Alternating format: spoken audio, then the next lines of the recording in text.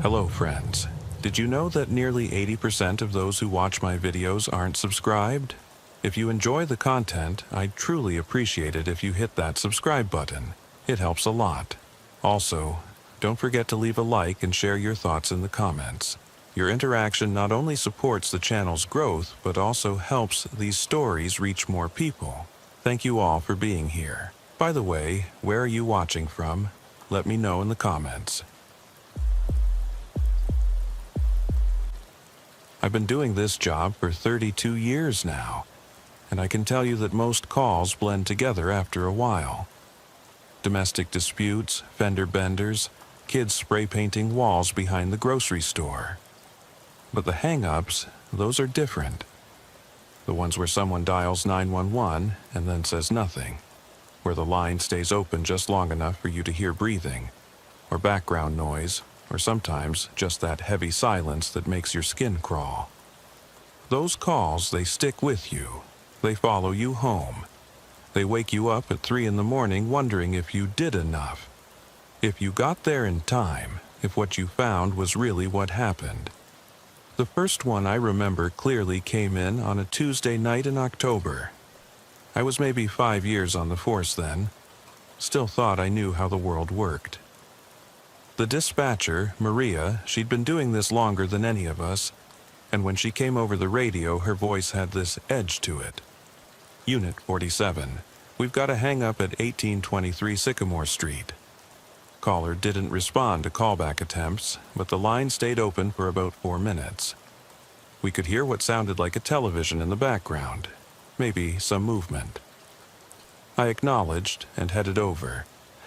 Sycamore Street was in the older part of town, where the houses sat close together and the streetlights threw long shadows that seemed to move even when there was no wind.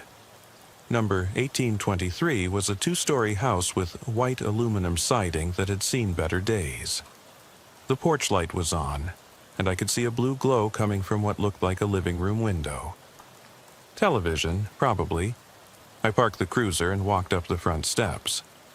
The wood creaked under my boots, and I noticed the doorbell was hanging loose from its mounting. I knocked instead. Police department, we received a call from this address. Nothing. I knocked again, harder this time. Hello? Police department? I could hear the television clearly now. It was loud, maybe too loud for this time of night. Sounded like one of those late-night movies, the kind with lots of dialogue and dramatic music. But no footsteps, no sounds of someone getting up to answer the door. I walked around to the side of the house. The living room window was partially open, maybe 3 inches. The curtains were drawn, but there was a gap where I could see inside. An older man, maybe 65, was sitting in a recliner facing the television. He wasn't moving. His head was tilted back slightly, like he'd fallen asleep watching TV. I tapped on the window. "Sir, police department?" He didn't react. I tapped again, louder, still nothing. I went back to the front door and tried the handle. It was unlocked. I called out as I entered. "Police department, we received a call from this address. Sir, are you okay?" The smell hit me first. Not death, nothing that dramatic, just staleness. Like air that had been trapped in a closed room for too long. The television was incredibly loud now that I was inside. Some old Western movie, lots of gunshots and horses galloping. I walked into the living room. The man was exactly where I'd seen him from the window. Gray hair, wearing a white undershirt and dark pants. His eyes were closed, and for a moment I thought he was just sleeping. Closer, I could see he was breathing. Slow, regular breaths, like he was in a deep sleep. "Sir?" I said, louder now to be heard over the television. "Sir, can you hear me?" He didn't respond. I reached over and turned down the volume on the TV. The sudden quiet was almost more unsettling than the noise had been. I could hear a clock ticking somewhere in the house, and what sounded like a refrigerator humming in the kitchen. I shook the man's shoulder gently. "Sir, police department. Are you all right?" His eyes opened slowly.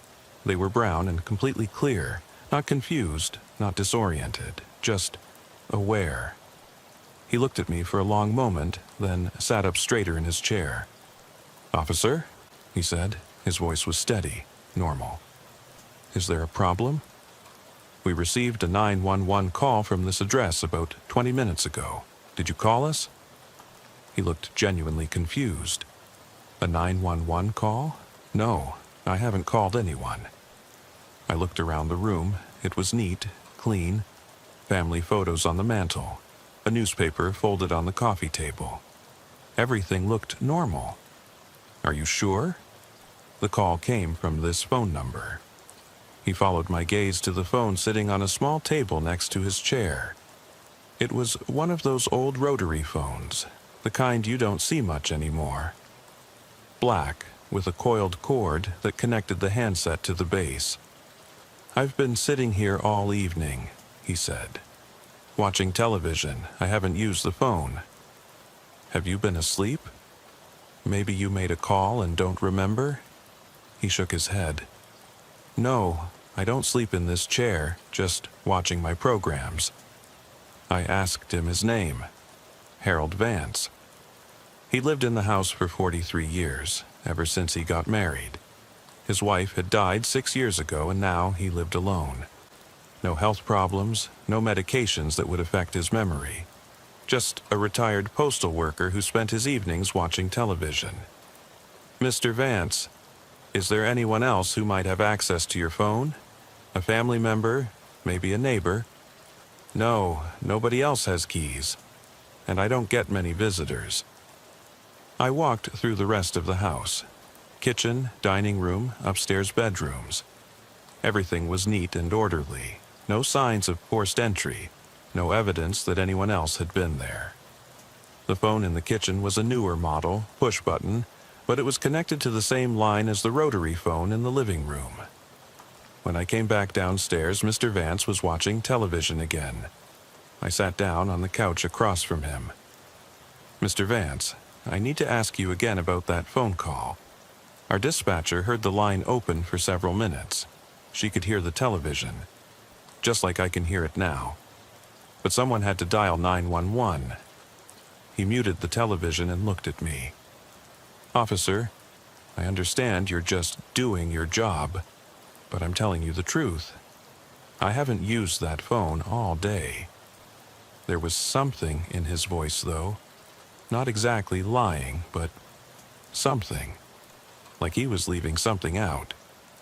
"Is there anything else you can tell me? Anything unusual that's happened recently?"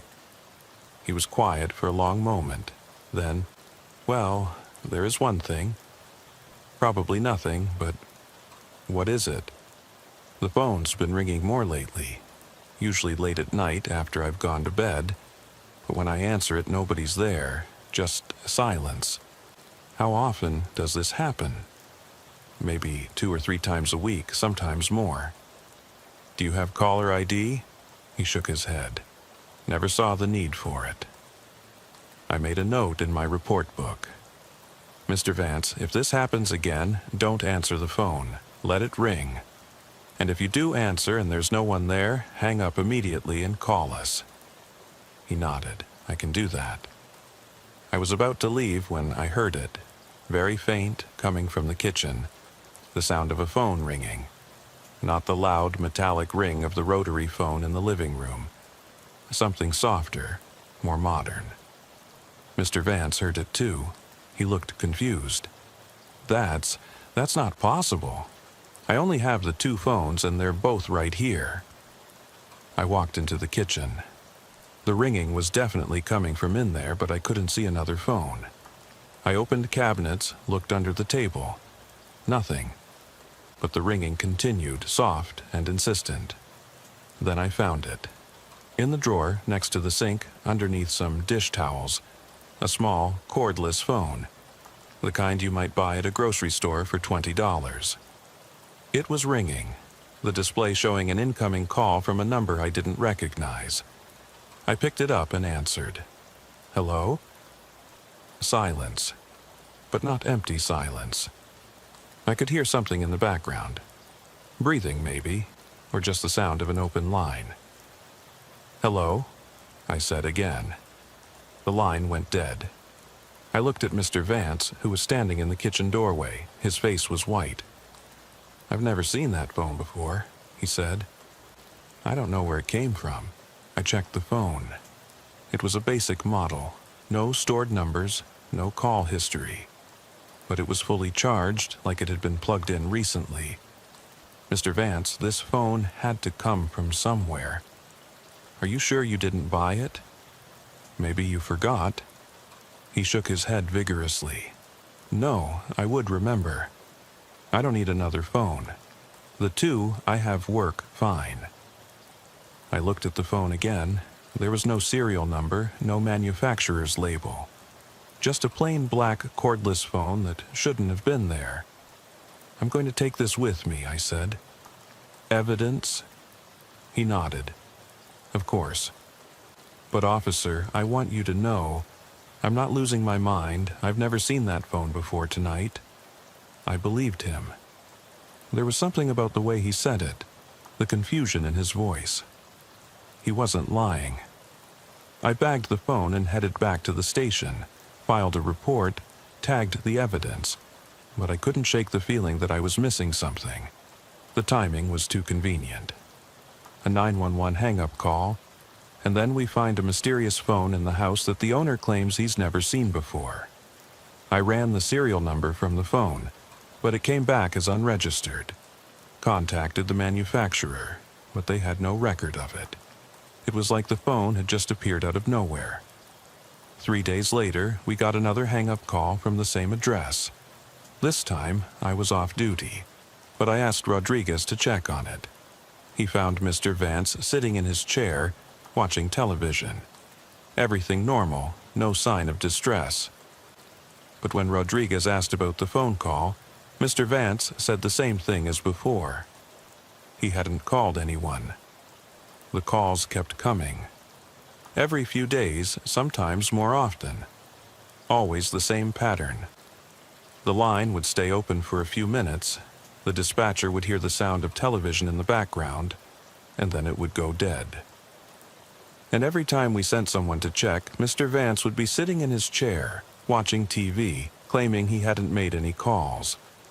The fourth time it happened, I decided to wait outside the house. I parked across the street and watched the windows. The call came in at 11:47 p.m., right on schedule. I could see the blue glow of the television in the living room window, and I could make out Mr. Vance's silhouette in his chair.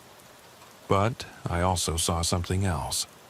A shadow moving past the kitchen window. Just for a second, but it was definitely there. Someone else was in the house. I called for backup and approached the front door. It was unlocked, like always. I went inside, weapon drawn. Mr. Vance was in his chair, watching television. He looked up when I entered, but he didn't seem surprised to see me. "Evening, officer," he said. "Let me guess. Another phone call?" I nodded. "Mr. Vance, is there anyone else in the house with you?" "No, just me. Same as always." I searched the house again. Every room, every closet, even the basement. Nothing. No sign that anyone else had been there. But I knew what I'd seen. Someone had been moving around in the kitchen. When I came back to the living room, Mr. Vance was still watching TV. He looked tired, older than he had when I first met him. "Find anything?" he asked. "Number?" "But Mr. Vance, I saw someone in your kitchen, a shadow moving past the window." He was quiet for a long moment. Then, "Officer, can I tell you something?" Something I probably should have mentioned before. Of course. My wife, before she died, she used to walk around the house at night. Couldn't sleep, you know. The medication made her restless.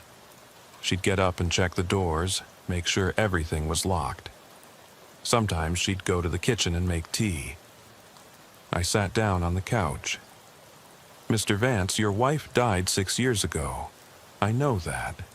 But sometimes late at night I still hear her walking around. Footsteps in the kitchen, the sound of cabinet doors opening and closing. I know it's not possible, but... He trailed off, staring at the television. But what? But maybe she's trying to tell me something. Maybe that's why the phone calls started. I didn't know what to say to that. In 30 years of police work, I'd heard a lot of strange stories. People claiming to see things, hear things that weren't there. Usually, it was grief or medication, or just loneliness playing tricks on their minds. But the phone calls were real.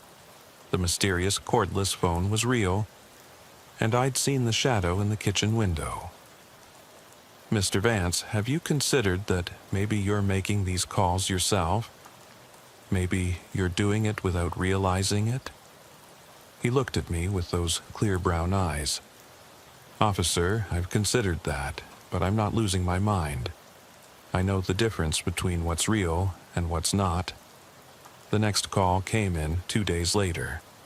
This time, I didn't wait for backup. I went straight to the house, used my key. Mr. Vance had given me one after the third incident, and let myself in. The living room was empty. The television was on, but the chair was vacant. I could hear something in the kitchen. Not footsteps exactly, more like rustling, like someone going through papers. I drew my weapon and moved slowly toward the kitchen. The sound stopped as soon as I entered the room. Mr. Vance was standing at the counter, his back to me. He was holding the cordless phone, the one I'd taken as evidence, the one that should have been locked up at the station. Mr. Vance? He turned around slowly. His face was different somehow. Not confused, not disoriented, just empty, like he was looking right through me. She wanted me to call, he said. His voice was flat, emotionless. She said it was important. Mr. Vance, where did you get that phone? He looked down at it, like he was seeing it for the first time. I don't know. It was just here. I reached for the phone, but he pulled it back. No, she needs it. She's trying to tell me something. Mr. Vance, I need you to give me the phone and sit down. He shook his head. You don't understand. She's been trying to reach me for years, but I couldn't hear her until now. The phone in his hand started ringing. That same soft, insistent tone I'd heard before. Mr. Vance looked at me, then at the phone. I have to answer it, he said. No, don't. But he was already pressing the answer button. He held the phone to his ear. Hello? He said.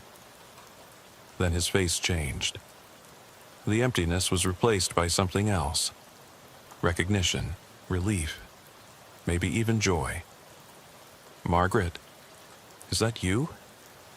He listened for a moment, nodding. I couldn't hear what was being said on the other end, but I could see the effect it was having on him. His whole body seemed to relax. I know, he said. I've been waiting, but I didn't know how to find you. He listened again, then looked at me. She says she's been trying to call for a long time, but the connection was bad. She couldn't get through. I reached for the phone again, but he moved away. She says she's ready now. She's been waiting for me to be ready too. Mr. Vance, please give me the phone. He shook his head. She says it's time. She's been alone too long. The conversation continued for several minutes. I could only hear Mr. Vance's side of it, but it was clear he was talking to someone he believed was his dead wife. His voice was soft, loving. The voice of a man who'd been lonely for a very long time. Finally, he hung up the phone and set it on the counter. She says she'll wait for me, he said, but not much longer. 3 days later, the neighbor found him. Harold Vance, sitting in his chair, watching television. He'd died peacefully in his sleep, the coroner said. Natural causes. His heart had just stopped. But when I went to process the scene, I found something that still bothers me. The cordless phone was back in the kitchen drawer, exactly where I'd found it the first time. But according to the evidence log, it should have been locked up at the station. I checked with the desk sergeant. The phone was still there in the evidence locker. Same serial number, same everything. But somehow, there was an identical phone in Mr. Vance's kitchen. I never did figure out how that was possible. But I'll tell you what I think happened. I think Harold Vance was a lonely old man who missed his wife so much that he found a way to reach her. And I think she found a way to reach back. The calls stopped after he died. The house was sold to a young couple with 2 kids. They never reported any problems with the phones. No mysterious calls, no hanging up, no voices in the night. But sometimes when I drive past that house, I think about Harold Vance sitting in his chair, waiting for the phone to ring. And I wonder if love is strong enough to survive death, strong enough to find a way back across whatever distance separates the living from the dead. That was the first case that really got to me. The first time I realized that some things can't be explained, can't be filed away in a report and forgotten. Some things follow you home and make you question everything you thought you knew about how the world works. But it wasn't the last. Over the years, I've responded to dozens of hang-up calls. Most of them are nothing. Wrong numbers, kids playing pranks, people who dial 911 by mistake and hang up when they realize what they've done. But a few of them are different. The second case that stays with me happened about 8 months after Harold Vance died. By then, I'd started to dread the hang-up calls. Every time Maria's voice came over the radio with that particular tone, the one she used when something felt off, my stomach would tighten up. This one came in on a Thursday night around 1:30 a.m. The caller had stayed on the line for nearly 6 minutes, and Maria said she could hear what sounded like a child talking in the background. Very quiet, almost whispering. The address was 412 Elm Street, in the Riverside section of town. It was one of those neighborhoods that had been nice once, back in the 50s maybe. But now the houses were showing their age, and the families that could afford to move somewhere better had already gone. I knew the area well enough. We got calls there regularly.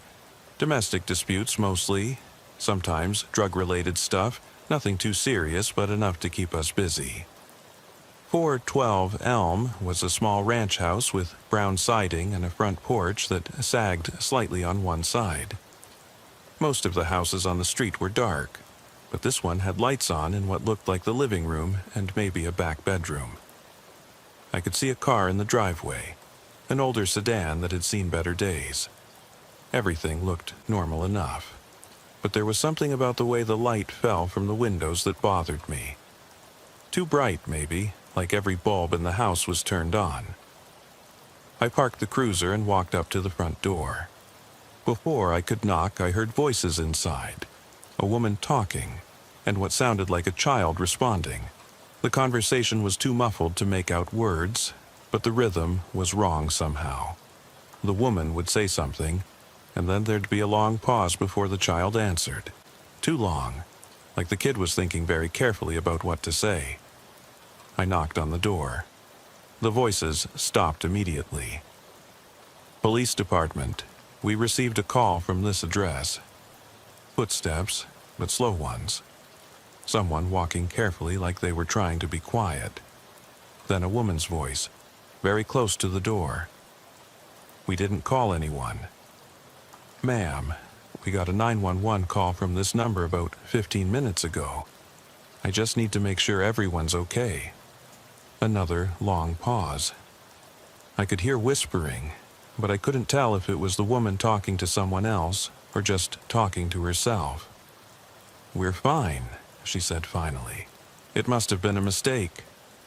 Ma'am, I'm going to need you to open the door so I can verify that everyone's safe. I can't do that right now. Why not? Because my daughter's sleeping. If I open the door, the light will wake her up. I looked around. The porch light was on, and so were the lights inside the house. If the kid was sleeping, she was doing it with every light in the place turned on. "Ma'am, what's your name?" Susan Chen." "And your daughter's name?" A pause. "Katie, how old is Katie?" She's 7. Something in her voice made me take a step back from the door. Not fear, exactly, but something close to it. Like she was afraid of saying the wrong thing. "Miss Chen, I'm going to need you to open the door. This will just take a minute. I told you, she's sleeping. If you wake her up, she gets upset. Ma'am, I understand your concern, but we received a 911 call from this address. It's procedure for me to verify that everyone's safe." I heard whispering again, definitely the woman talking to someone. But the voice that answered back didn't sound like a 7-year-old child. It was too quiet, too careful, like an adult trying to sound like a kid. "Miss Chen, is there an adult male in the house with you?" "No, just me and Katie." "Are you sure?" I thought I heard another voice. "No, just us. Sometimes Katie talks in her sleep." I walked around to the side of the house. There were windows facing the neighbor's yard, and one of them had the curtains pulled back just enough for me to see inside. The living room was empty, but I could see into part of the kitchen. A woman was standing near the counter, talking to someone I couldn't see. She was maybe 35, with dark hair and wearing a bathrobe. She looked nervous, kept glancing toward the front of the house like she was waiting for something to happen. I couldn't see who she was talking to, but I could hear the conversation through the partially open window. The woman's voice was soft, urgent. "You have to be quiet. If he hears you talking, he'll know." The voice that answered was definitely a child, but there was something wrong with it.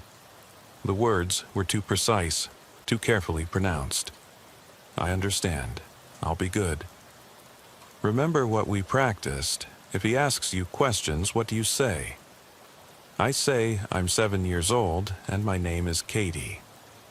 "And if he asks about Daddy?" "I say Daddy doesn't live here anymore." I felt my hand move toward my radio, but something stopped me.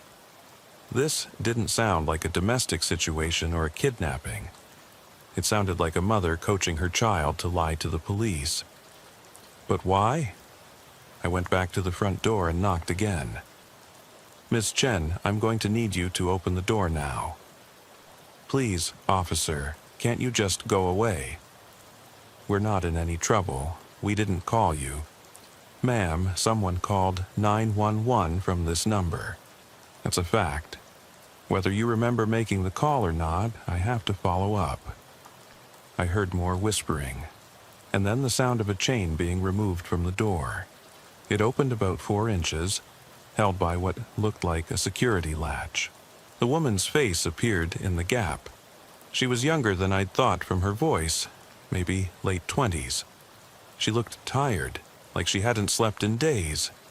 Her eyes kept darting past me, scanning the street like she was looking for someone. "See, we're fine. No problems here." "Miss Chen, I need to see your daughter, just to verify that she's okay." "She's sleeping. I told you, if you wake her up..." "I won't wake her up. I just need to see that she's safe." The woman's grip on the door tightened. "You can't come in without a warrant." She was right, technically, but something about this whole situation was setting off alarm bells in my head. The coaching conversation I'd overheard, the way she kept looking over her shoulder, the fact that someone had definitely called 911 from this house. "Miss Chen, if you don't let me verify that your daughter is safe, I'm going to have to call for backup and get Child Protective Services involved. Is that what you want?" Her face went white. "No, please don't do that. Katie's fine. I swear she's fine."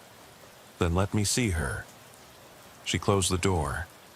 I heard the security latch being removed, and then the door opened fully. The woman stepped back, but she stayed close to the entrance like she was ready to slam it shut again if she needed to. The house was exactly as bright as it had looked from outside. Every light was on, even the ceiling fan lights and the lamp by the couch. It was almost uncomfortable to look at after being outside in the dark. "Where is Katie?" I asked. "In her room, down the hall." I could see a hallway leading toward the back of the house. There were 3 doors, all of them closed. The woman followed me as I walked toward them, staying just a step behind like she was herding me in a specific direction. The first door was a bathroom. The second was what looked like the master bedroom. The third door had a small sign hanging on it that said, "Katie's room," in pink letters with flowers around the border. I knocked softly on the door. "Katie? This is a police officer. I just want to make sure you're okay." No answer. I looked at the woman. "Is she a heavy sleeper?" "Very heavy. Always has been." I tried the door handle. It was locked. "Why is her bedroom door locked?" The woman's face flushed.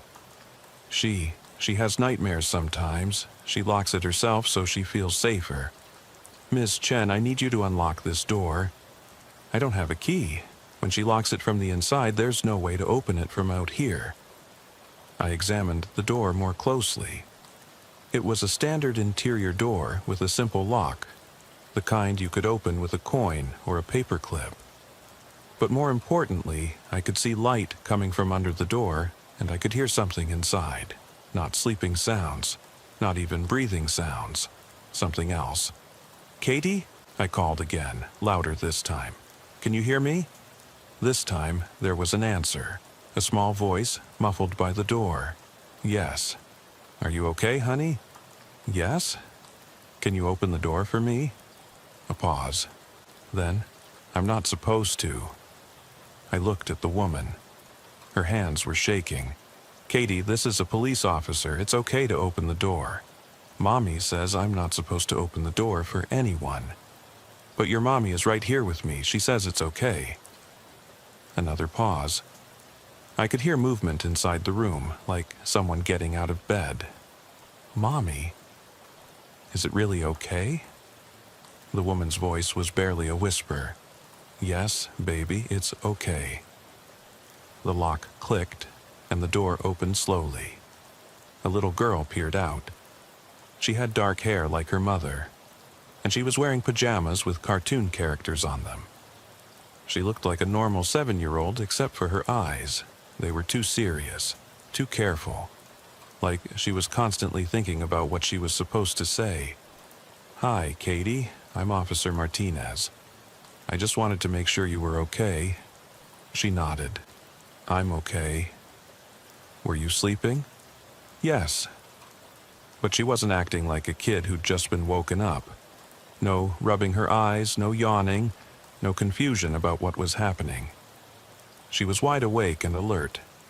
"Katie, did you or your mommy call 911 tonight?" She looked at her mother, then back at me. "What's 911?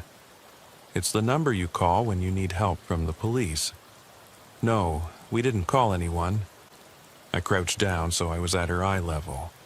"Katie, if someone was bothering you or your mommy, you could tell me about it. That's what police officers are for." She shook her head. "Nobody's bothering us." "What about your daddy? Does he live here?" Her answer came too quickly, like she'd rehearsed it. "Daddy doesn't live here anymore." "When did he move out?" She looked at her mother again. "I don't remember." I stood up and looked around Katie's room. It was neat, organized, bed made, toys put away. But there was something off about it. The toys looked new, like they'd never been played with. The bed didn't look like anyone had been sleeping in it. And there were no personal items, no drawings taped to the walls, no stuffed animals, none of the clutter you'd expect in a 7-year-old's room. "Katie, how long have you lived in this house?" "I don't know." "Do you go to school around here?" Another glance at her mother. "Sometimes." "What school do you go to?" I don't remember the name." I was starting to get a very bad feeling about this whole situation. The child was clearly being coached to give specific answers, but I couldn't figure out why. What were they hiding? "Miss Chen, can I speak with you privately?" She nodded, and we walked back to the living room, leaving Katie in her doorway. "Ma'am, I have to ask, is Katie really your daughter?" Her face went white again. "Of course she is." "What kind of question is that?" "It's just that something seems off here, the way she's answering questions, the fact that she can't tell me what school she goes to. She's been through a lot lately. Her father and I went through a difficult divorce. She's still adjusting." "Where is her father now?" "I don't know. He left about 6 months ago. We haven't heard from him since." "What's his name?" "David. David Chen." I made a note in my book. "Ms. Chen, someone definitely called 911 from this house tonight. Our dispatcher heard a child's voice in the background. If it wasn't you or Katie, then who was it?" She was quiet for a long time. I could see her thinking, trying to decide what to say. "Maybe it was a neighbor," she said finally. "Sometimes the phone lines get crossed." "That's not how 911 works, ma'am. The call definitely came from your phone number." I heard a sound from the hallway. Katie was standing there, listening to our conversation. "Katie, honey, go back to your room," her mother said. But Katie didn't move. She was staring at me with those two serious eyes. "Officer," she said. "Yes, Katie? Can I tell you something?" Her mother took a step toward her. "Katie, you should go back to bed." "It's okay," I said. "What did you want to tell me, Katie?" She looked at her mother, then back at me. "Sometimes I hear things at night." "What kind of things?" "Voices coming from the basement." The woman's face went completely white. "Katie, that's just your imagination. We've talked about this. But I really do hear them. A man's voice, mostly. Sometimes he sounds angry. Katie, go to your room, now." But Katie kept talking. "And sometimes the phone rings, but Mommy won't answer it. She says we're not supposed to answer the phone anymore." I looked at the woman. "Ms. Chen, is there something you want to tell me?" She was shaking now. "Katie has a very active imagination. She's been having nightmares since the divorce." "Mommy, they're not nightmares if I'm awake when I hear them." "Katie, please go to your room." "Is there a basement in this house?" I asked. The woman nodded reluctantly. "But we don't use it. It's just storage." "I'd like to take a look." "I don't think that's necessary. Ma'am, your daughter says she hears voices coming from the basement. I need to check it out." She led me to a door in the kitchen that I hadn't noticed before. It was partially hidden behind a tall cabinet, and it had 2 deadbolt locks on it. Both were engaged. "Why is the basement door locked?" "For safety. Katie used to play down there, but the stairs are steep. I didn't want her to fall." I looked at the locks more closely. They were the kind that could only be opened from the kitchen side. If someone was in the basement, they couldn't get out unless someone upstairs unlocked the door. "Ms. Chen, I need you to open these locks." Her hands were shaking so badly she could barely turn the keys. When both deadbolts were open, I pulled the door toward me. A smell wafted up from below. Musty, stale air and something else. Something organic and unpleasant. "Do you have a flashlight?" I asked. She handed me a small one from a kitchen drawer. I turned it on and started down the stairs. They were steep and narrow, and they creaked under my weight. About halfway down, I could hear something. A scratching sound, like fingernails on wood. The basement was larger than I'd expected, running under most of the house. The ceiling was low, maybe 6.5 feet, and there were support beams every few feet. Most of the space was filled with boxes and old furniture, but in the far corner, I could see something that made my blood run cold. A mattress on the floor, blankets, a pillow, a plate with what looked like the remains of a sandwich. And sitting on the floor next to the mattress, a man. He was maybe 40, with dark hair and a beard that looked like it hadn't been trimmed in months. His clothes were dirty, and he was chained to one of the support beams by his ankle. When he saw my flashlight beam hit him, he looked up. His eyes were desperate, terrified. "Please," he whispered. "Please, help me." I drew my weapon and called up the stairs. "Miss Chen, I need you to come down here right now." "I can't," she called back. "I'm watching Katie." "Ma'am, come down here now or I'm calling for backup." I heard footsteps on the stairs. She appeared in the circle of my flashlight beam, and when she saw the man in the corner, she started crying. "He's my husband," she said. "David. Why is he chained up in your basement?" "Because he hurt Katie. He did things to her, horrible things. I couldn't let him do it anymore." I looked at the man. He was shaking his head frantically. "That's not true," he said. "I never hurt Katie. I never even touched her." "Susan, tell him the truth." The woman was crying harder now. "I caught him in her room one night. She was only 6. I couldn't call the police because I knew they'd take her away while they investigated.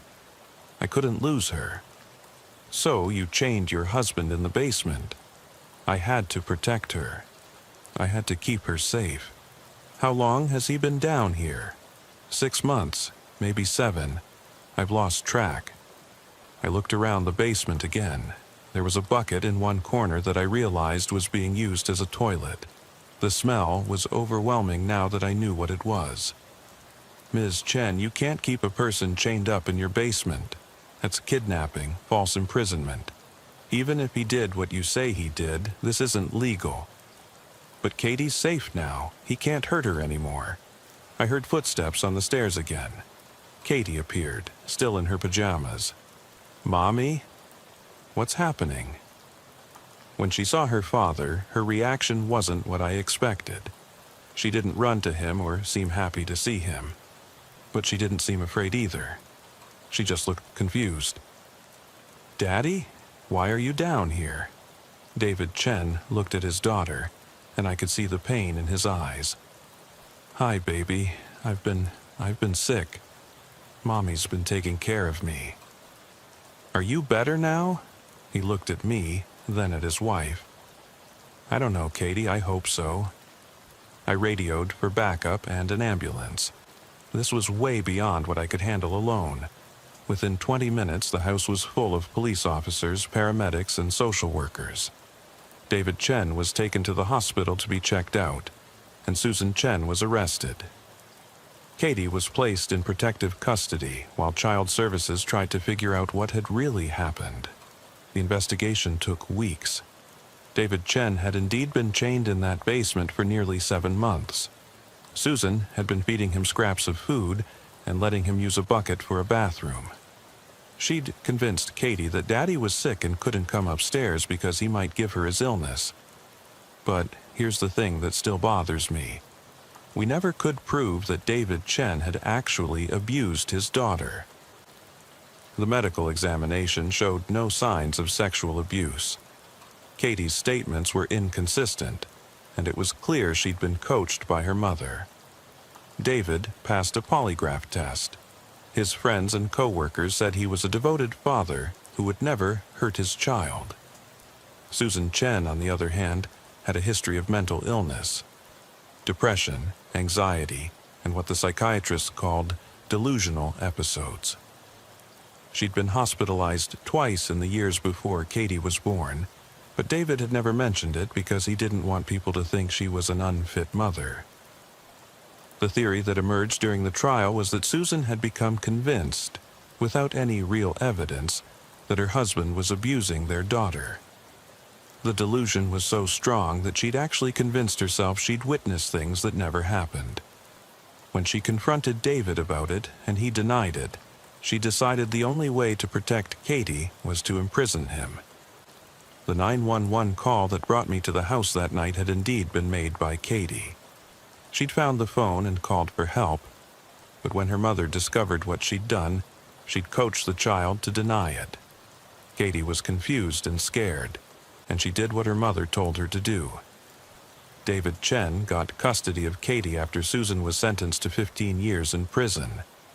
They moved away from our town, and I never saw them again. But I heard through social services that Katie was doing well, that she was getting therapy to help her understand what had happened. The thing that haunts me about this case is how easy it would have been to accept Susan's explanation and walk away. If Katie hadn't mentioned hearing voices from the basement, if I hadn't insisted on checking it out, David Chen might have died down there. Susan was slowly starving him, whether she realized it or not. The doctor said he probably wouldn't have lasted another month. But it also makes me wonder how many other times I've been called to a house where someone was asking for help, and I didn't dig deep enough to find them. How many 911 hang-ups I've responded to where I took the first explanation I was given and left someone in danger. The scary thing about police work isn't the violent criminals or the dangerous situations. It's the normal-looking houses where absolutely horrible things are happening behind closed doors. And the only sign that something's wrong is a phone call that gets disconnected before anyone can say a word. The third case happened during what we call the dead shift. That stretch between 2 and 6 a.m. when the bars have closed and the early commuters haven't started their day yet. It's when the city feels like it's holding its breath, waiting for something to happen. I'd been on patrol for about 4 hours, mostly quiet except for a drunk and disorderly at the Greyhound station and a noise complaint from the apartment complex on 5th Street. Then Maria's voice crackled over the radio with that tone I'd learned to recognize, the one that meant this wasn't going to be routine. Unit 23. We've got a hang-up at 156 Pine Ridge Road. Caller stayed on the line for approximately 8 minutes. Dispatcher could hear what sounded like classical music, very faint, and what might have been someone crying. No response to callback attempts. Pine Ridge Road was out past the city limits, where the houses sat on larger lots and the streetlights were few and far between. It was the kind of area where people moved when they wanted privacy, when they had money, and didn't want neighbors close enough to hear their business. I'd been out there before. Domestic calls mostly, the kind where wealthy couples fought about affairs and money behind tall hedges and electronic gates. Number 156 was a large colonial house set back about 100 yards from the road. Even from the street I could see it was expensive. Manicured lawn, circular driveway, the kind of architectural details that cost extra. There were lights on in several windows, more than you'd expect at 3:30 in the morning. As I pulled into the driveway, I could see a Mercedes sedan parked near the front entrance and what looked like a Jaguar in the open garage. I walked up to the front door, noting the elaborate security system panel next to it, the kind that costs more than most people make in a month. But despite all that security, I could hear music coming from inside the house. Classical, like Maria had said. A piano piece, something slow and melancholy that seemed to drift through the walls. I pressed the doorbell and heard it chime somewhere deep inside the house. The music continued, but I didn't hear any footsteps or voices. I rang again, then knocked on the door with my flashlight. Police department, we received a call from this address. The music stopped immediately. The silence that followed was almost worse than the sound had been. It was too complete, too sudden, like someone had just switched off the entire house. I waited, then knocked again. Hello, police department. We got a 911 call from this number. A voice answered from somewhere inside, muffled by the heavy door. There must be some mistake. We didn't call anyone. It was a man's voice, cultured, with the kind of accent that suggested private schools and expensive universities. But there was something strained about it, like he was working hard to sound normal. "Sir, I'm going to need you to open the door so I can verify that everyone's safe." "That's really not necessary. As I said, we didn't make any calls." "Sir, our 911 system shows a call originating from this address. I need to follow up on that." A long pause. I could hear what sounded like whispered conversation, too quiet to make out words. Then the man's voice again. "Officer, my wife isn't feeling well tonight. She's been taking medication that makes her confused. Sometimes she picks up the phone without realizing what she's doing. I understand, sir, but I still need to verify that she's okay. She's sleeping now. If you wake her up, it will only make things worse." I'd heard variations of this conversation before, and it always made me suspicious. People who had nothing to hide didn't usually work this hard to avoid opening their door for a wellness check. "Sir, what's your name?" "Dr. Richard Hawthorne." "And your wife's name?" "Elizabeth. Dr. Elizabeth Hawthorne. 2 doctors." That explained the expensive house and cars, but it didn't explain why doctor. Richard Hawthorne was so reluctant to let me see his allegedly sick wife.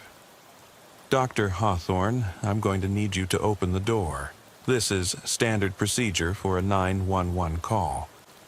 More whispered conversation, and then I heard the sound of multiple locks being disengaged. The door opened about 6 inches, held by a security chain. A man's face appeared in the gap. Maybe 55, gray hair, wearing what looked like an expensive bathrobe. Behind him, I could see part of a grand foyer with a crystal chandelier and marble floors. "As you can see, officer, everything is fine here." But everything wasn't fine. Even through the small opening, I could smell something wrong. Not exactly medical, but chemical. Sharp and antiseptic.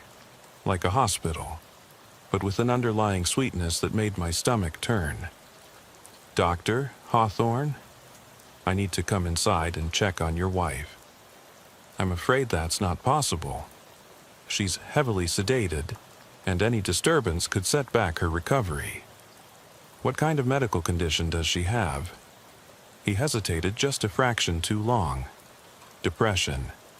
Severe depression with psychotic episodes. She's been hospitalized several times." "What medication is she taking?" Another hesitation.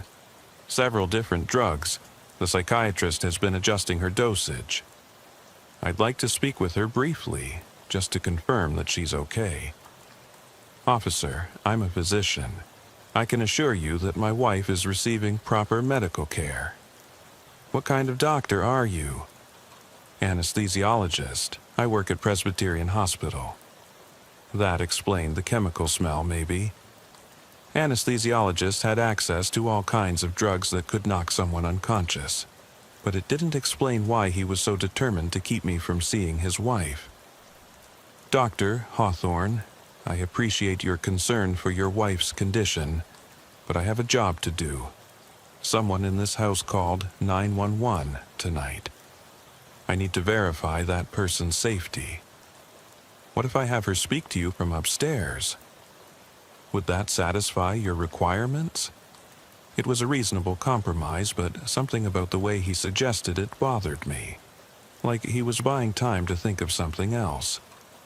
That would be acceptable. He closed the door. I heard footsteps moving away from the entrance, then climbing stairs. The house was quiet for several minutes. Then I heard a woman's voice, very faint, calling from somewhere upstairs. "Officer, is someone there?" "Yes, ma'am. I'm Officer Martinez with the police department. Are you okay?" "I'm fine, just tired."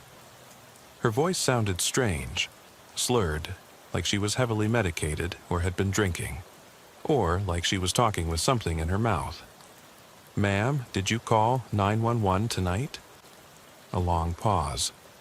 I don't remember. Maybe. I've been confused lately." Are you safe? Is anyone bothering you or hurting you? Another pause, longer this time. No, I'm safe. My husband is taking good care of me. Ma'am, can you come to the window so I can see you? I can't. I'm too weak to get out of bed. Dr. Hawthorne's voice came from closer to the door. Officer, as you can hear, my wife is heavily sedated. This conversation is very difficult for her. I looked up at the second-floor windows. Most of them were dark, but I could see light coming from one room toward the back of the house. As I watched, a shadow moved past the window. Then another shadow, larger, moving in the same direction. Dr. Hawthorne, I need you to open the door. Officer, I've allowed you to speak with my wife. She's confirmed that she's safe. Surely that's sufficient. Sir, open the door now, or I'm calling for backup. The door opened, but only wide enough for him to step outside. He closed it behind him and stood on the porch, blocking my access to the house. Officer, I understand you're doing your job, but you have to understand my position. My wife has been through a great deal lately. She's attempted suicide twice in the past 6 months. The slightest stress or disruption can trigger another episode. What kind of suicide attempts? Pills, mostly. She has access to a variety of medications through my practice. I've had to lock them up, but she's very resourceful when she's in that state of mind. It was a plausible story: depression, suicide attempts, a concerned husband trying to protect his fragile wife. But something about it felt rehearsed, like he'd told this story before. Dr. Hawthorne, has your wife been hospitalized recently? 3 weeks ago, she was in the psychiatric ward at Presbyterian for 10 days. Can you provide me with documentation of that? Of course, but not at this hour. The hospital records department won't be open until morning. I heard a sound from inside the house. A thump, like something heavy falling to the floor. Dr. Hawthorne heard it too, and his face went pale. What was that? Probably just the cat. We have several cats, and they're very active at night. But it hadn't sounded like a cat. It had sounded like a person falling or being dropped. Dr. Hawthorne, I need to come inside now. Officer, I really must insist. Sir, step aside or I'll arrest you for obstruction. He looked at me for a long moment, calculating. Then he sighed and opened the door. The smell hit me immediately. It was much stronger inside, that sharp chemical odor mixed with something sweet and organic. The kind of smell you might find in a veterinary clinic or a morgue. The foyer was as elegant as I'd glimpsed from outside. Marble floors, expensive artwork on the walls, a staircase that curved up to the second floor. But there were details that seemed off.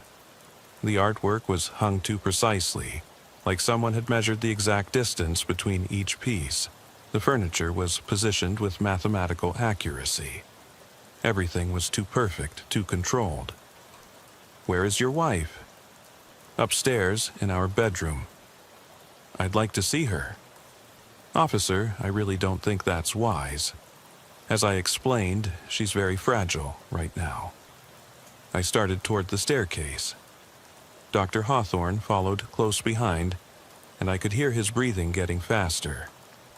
Dr. Hawthorne, how long has your wife been sick? About a year. It started gradually, just mood swings and insomnia. But it got worse after she lost her job. What kind of work did she do? She was a pediatrician, had her own practice for 15 years. Why did she lose her job? He was quiet for a moment. There were some allegations. Nothing proven, but the hospital felt it was better if she took a leave of absence. What kind of allegations? Some parents claimed she was giving their children unnecessary medications. Sedatives, mostly. The hospital investigated, but they couldn't prove anything. We reached the top of the stairs. The hallway was long and wide, with doors on both sides. All of them were closed except one at the far end.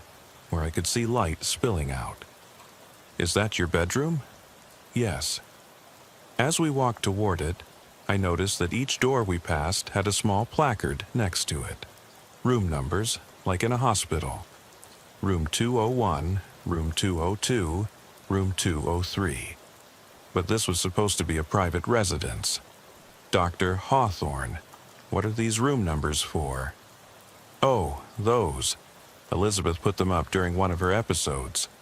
She thought the house was a hospital. I just haven't gotten around to taking them down. We reached the lighted room. I could hear something inside. A soft rhythmic sound, like someone breathing deeply. But when I looked through the doorway, what I saw made my hand move instinctively toward my weapon. The room had been converted into what looked like a medical facility. There was a hospital bed with metal rails, IV stands monitoring equipment, and in the bed, connected to various tubes and wires, was a woman who might have been in her 40s. Her eyes were closed, and she was breathing with the slow, steady rhythm of someone under heavy sedation. "Dr. Hawthorne, what is this?" "This is how I've been caring for Elizabeth. She requires constant monitoring." I moved closer to the bed. The woman's face was gaunt, like she'd lost a lot of weight recently. Her skin had a grayish pallor, and there were what looked like injection marks on her arms. "Is she conscious?" "Sometimes. The medication keeps her calm." I checked the IV bag hanging next to the bed. The label had been removed, but I could see that whatever was in it was being delivered at a steady rate. What medication is she receiving? A combination of sedatives and antipsychotics. Everything prescribed by her psychiatrist. But something was wrong with this picture. If Elizabeth Hawthorne was receiving legitimate medical care, why wasn't she in a hospital?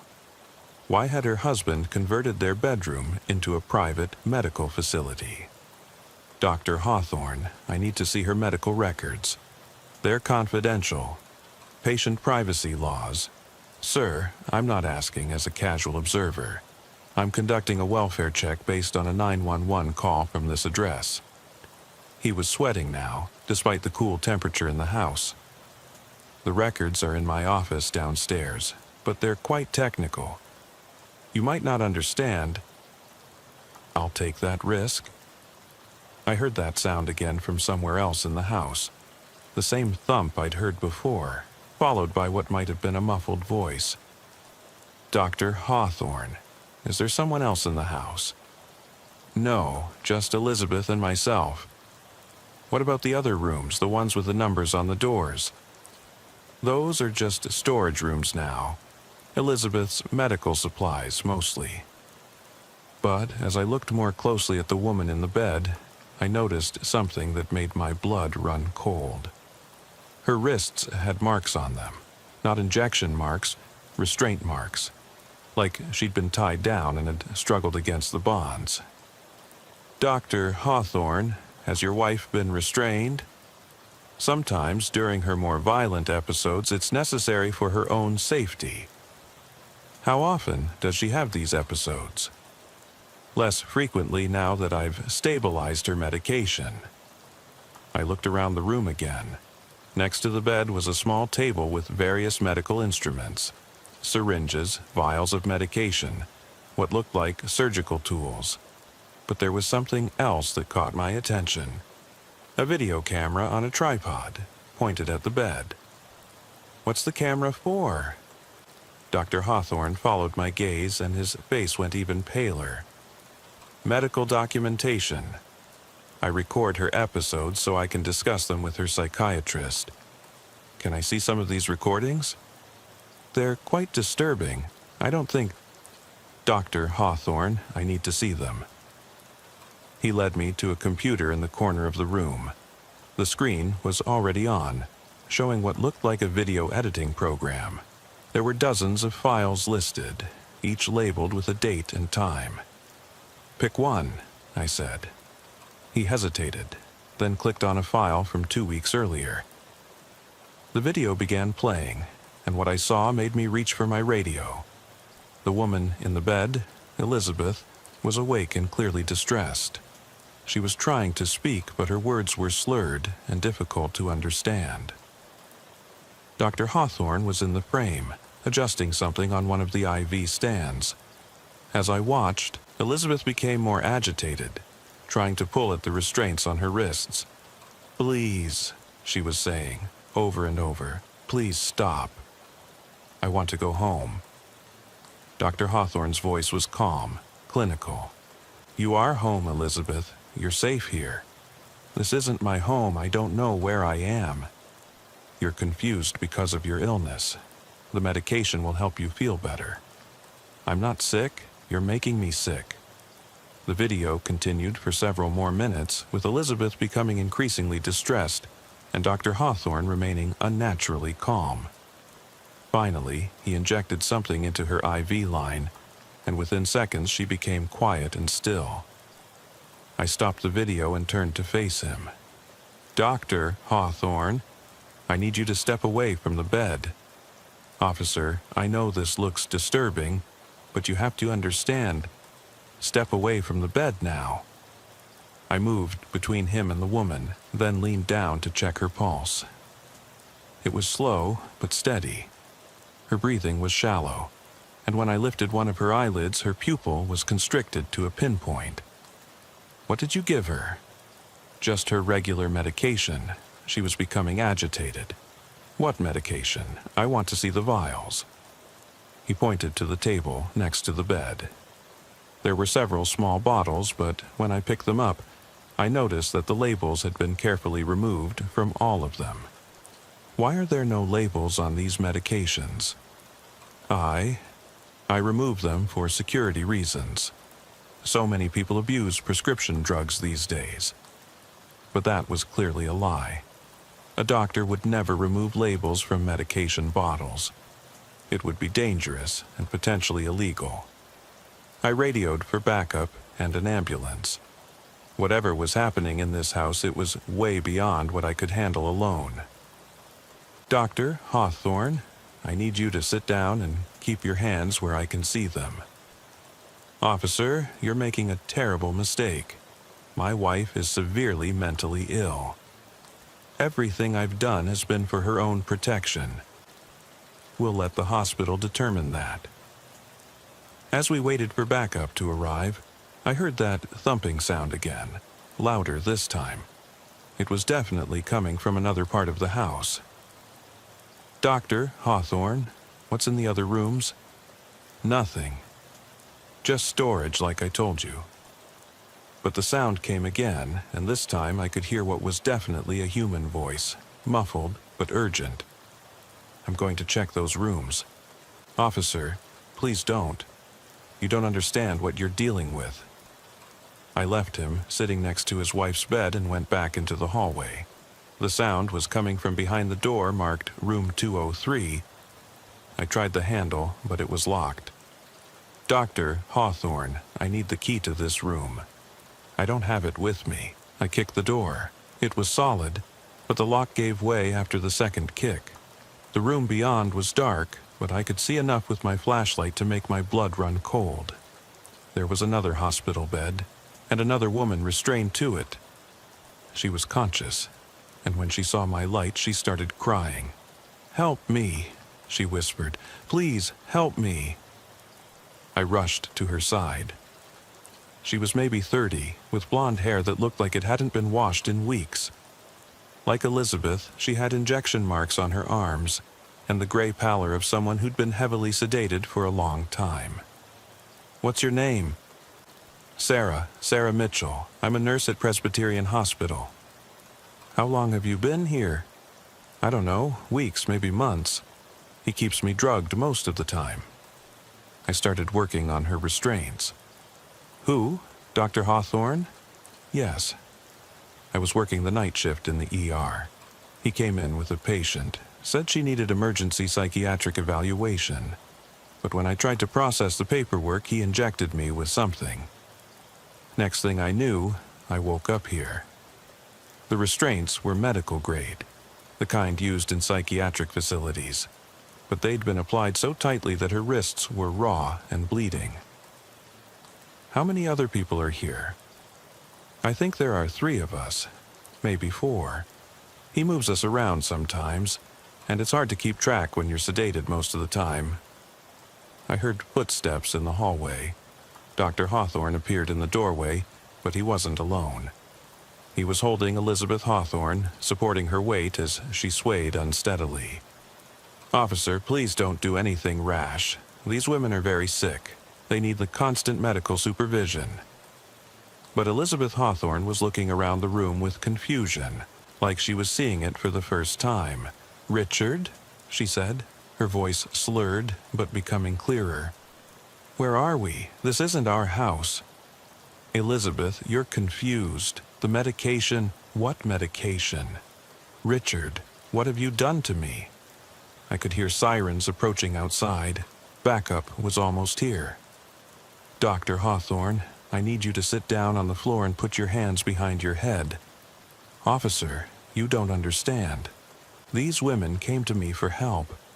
They were suicidal, addicted to drugs. I've been providing them with treatment." "Sir, sit down now." Elizabeth Hawthorne was becoming more alert, more aware of her surroundings. She looked at the restraints on Sarah's wrists, then at her own hospital gown. "Richard, what is this place? Why am I dressed like this?" "Elizabeth, please don't upset yourself. You've been very sick." "I haven't been sick. You've been drugging me." The truth was starting to come together in my mind. Dr. Richard Hawthorne had been kidnapping women, his wife, healthcare workers, probably others, and holding them prisoner in his house. He'd converted the upstairs into a private medical facility where he could keep them sedated and under his control. "Officer Martinez," a voice called from downstairs. My backup had arrived. "Up here," I called back. "I need paramedics and detectives." Within minutes, the house was full of police officers and medical personnel. Dr. Hawthorne was arrested, and the 3 women we found were taken to the hospital for evaluation and treatment. The investigation revealed that Richard Hawthorne had been running his operation for almost 2 years. He'd started with his wife, convincing her that she was mentally ill and needed his treatment. When she tried to leave or call for help, he'd sedate her and tell anyone who asked that she was having another episode. He'd expanded his operation by targeting women who worked at the hospital where he practiced. He'd use his position to gain their trust, then find opportunities to drug them and bring them to his house. The women he chose were usually single, without close family ties, so it took longer for people to notice they were missing. Sarah Mitchell had been missing for 6 weeks before we found her. Her supervisor at the hospital thought she'd quit without notice. Another woman, a pharmacy technician named Lisa Wong, had been there for 4 months. Her family thought she'd moved to another state for a new job. The 911 call that brought me to the house had been made by Elizabeth Hawthorne during a brief period when her sedation had worn off enough for her to think clearly. She'd managed to get to a phone and dial 911, but Dr. Hawthorne had found her before she could speak to the dispatcher. All 3 women survived, though their recovery took months. The psychological trauma of being held captive and repeatedly drugged was almost as damaging as the physical effects of the medications they'd been given. Dr. Hawthorne was sentenced to life in prison without the possibility of parole. During his trial, it came out that he'd had fantasies about controlling women since medical school. His colleagues described him as brilliant but strange. Someone who seemed to view patients as objects to be studied rather than people to be helped. The case changed how I respond to 911 hang-ups. Before that night, I might have accepted Dr. Hawthorne's explanation about his sick wife and left without investigating further. Now, I know that the most dangerous situations often hide behind the most reasonable explanations. The scariest thing about Richard Hawthorne wasn't that he was obviously crazy or violent. It was that he seemed so normal, so professional, so concerned about his wife's welfare. He had an answer for every question, a medical explanation for every symptom. If I hadn't heard that sound from the other room, if I hadn't insisted on checking those locked doors, those women might still be there. Sometimes I wonder how many other Dr. Hawthorns are out there, hiding behind professional credentials and reasonable explanations. How many 911 hang-ups I've responded to where I accepted the first story I was told and walked away, leaving someone trapped and helpless. The fourth case came during a blizzard in February, the kind of storm that shuts down the entire city and leaves you feeling like you're the only person left in the world. The snow had been falling for 18 hours straight, and most of the roads were impassable. We were running with a skeleton crew, just 3 units covering the entire city, and 2 of those were stuck helping with weather-related emergencies. I was in the only patrol car still mobile, a 4-wheel drive Explorer that could barely make it through the drifts that were piling up against buildings and blocking intersections. The call came in at 4:15 a.m., right in the heart of the storm. Maria's voice was barely audible over the static from the radio interference the weather was causing. Unit 12, we've got a hang-up at 2847 Oakwood Drive. Call came in about 3 minutes ago, stayed open for nearly 10 minutes. Dispatcher could hear what sounded like wind, maybe a door or window banging, and possibly someone breathing heavily. Location is showing as a single-family residence, but we're not getting any response to callback attempts. Oakwood Drive was in the Millbrook section, an older neighborhood where most of the residents were elderly and lived on fixed incomes. It was the kind of area where people knew their neighbors and looked out for each other, especially during bad weather. If someone there was in trouble, it could be serious. Medical emergency, furnace failure, roof collapse from the weight of all that snow. The drive took me 25 minutes through streets that were barely recognizable under 3 feet of snow. The city plows had given up hours ago, and my Explorer was the only vehicle I saw moving. The storm had an eerie quality to it. The snow was falling so thick it seemed to muffle all sound, creating a bubble of silence around the car that made every noise seem amplified and unnatural. 2847 Oakwood was a small Cape Cod house with dark green shutters and a front porch that was completely buried under snow. The driveway hadn't been plowed, and there were no tire tracks or footprints visible anywhere around the property. If someone lived there, they hadn't been outside in quite a while. The house was completely dark, except for what looked like the flicker of candlelight or a fireplace coming from one of the front windows. I parked as close as I could get and waded through the snow to the front door. The wind was vicious, cutting through my heavy coat like it was made of paper. By the time I reached the porch, my face was numb and my eyes were watering so badly I could barely see. I knocked on the door, but the sound was almost lost in the howling of the wind. I knocked again, harder, and called out, "Police Department." We received a call from this address. No response. I tried the doorbell, but I couldn't hear it ring over the storm. The wind was so loud it was making conversation impossible, so I put my ear against the door and listened. I could hear something inside, a rhythmic tapping sound, like someone knocking on wood. But it wasn't in response to my knocking. It was steady, mechanical, like a metronome or a clock with a very loud tick. I walked around to the side of the house, fighting through drifts that came up to my knees. There was a window that looked into what might have been a living room, and I could see the source of the flickering light. It was a fireplace, and there was definitely a fire burning. But I couldn't see anyone moving around inside. The tapping sound was louder near this window, and now I could tell it was coming from inside the house. It wasn't random, there was a pattern to it. 3 quick taps, pause, 3 quick taps, pause, over and over again, like someone was trying to signal for help. I went back to the front door and tried the handle. It was unlocked, which surprised me, In weather like this, most people would have their doors securely locked and probably barricaded against the wind. I called out again as I entered. "Police department? Is anyone here?" The inside of the house was surprisingly warm, heated by the fire that was crackling in the living room fireplace, but it was also eerily quiet now that I was out of the wind. The tapping sound had stopped as soon as I opened the door.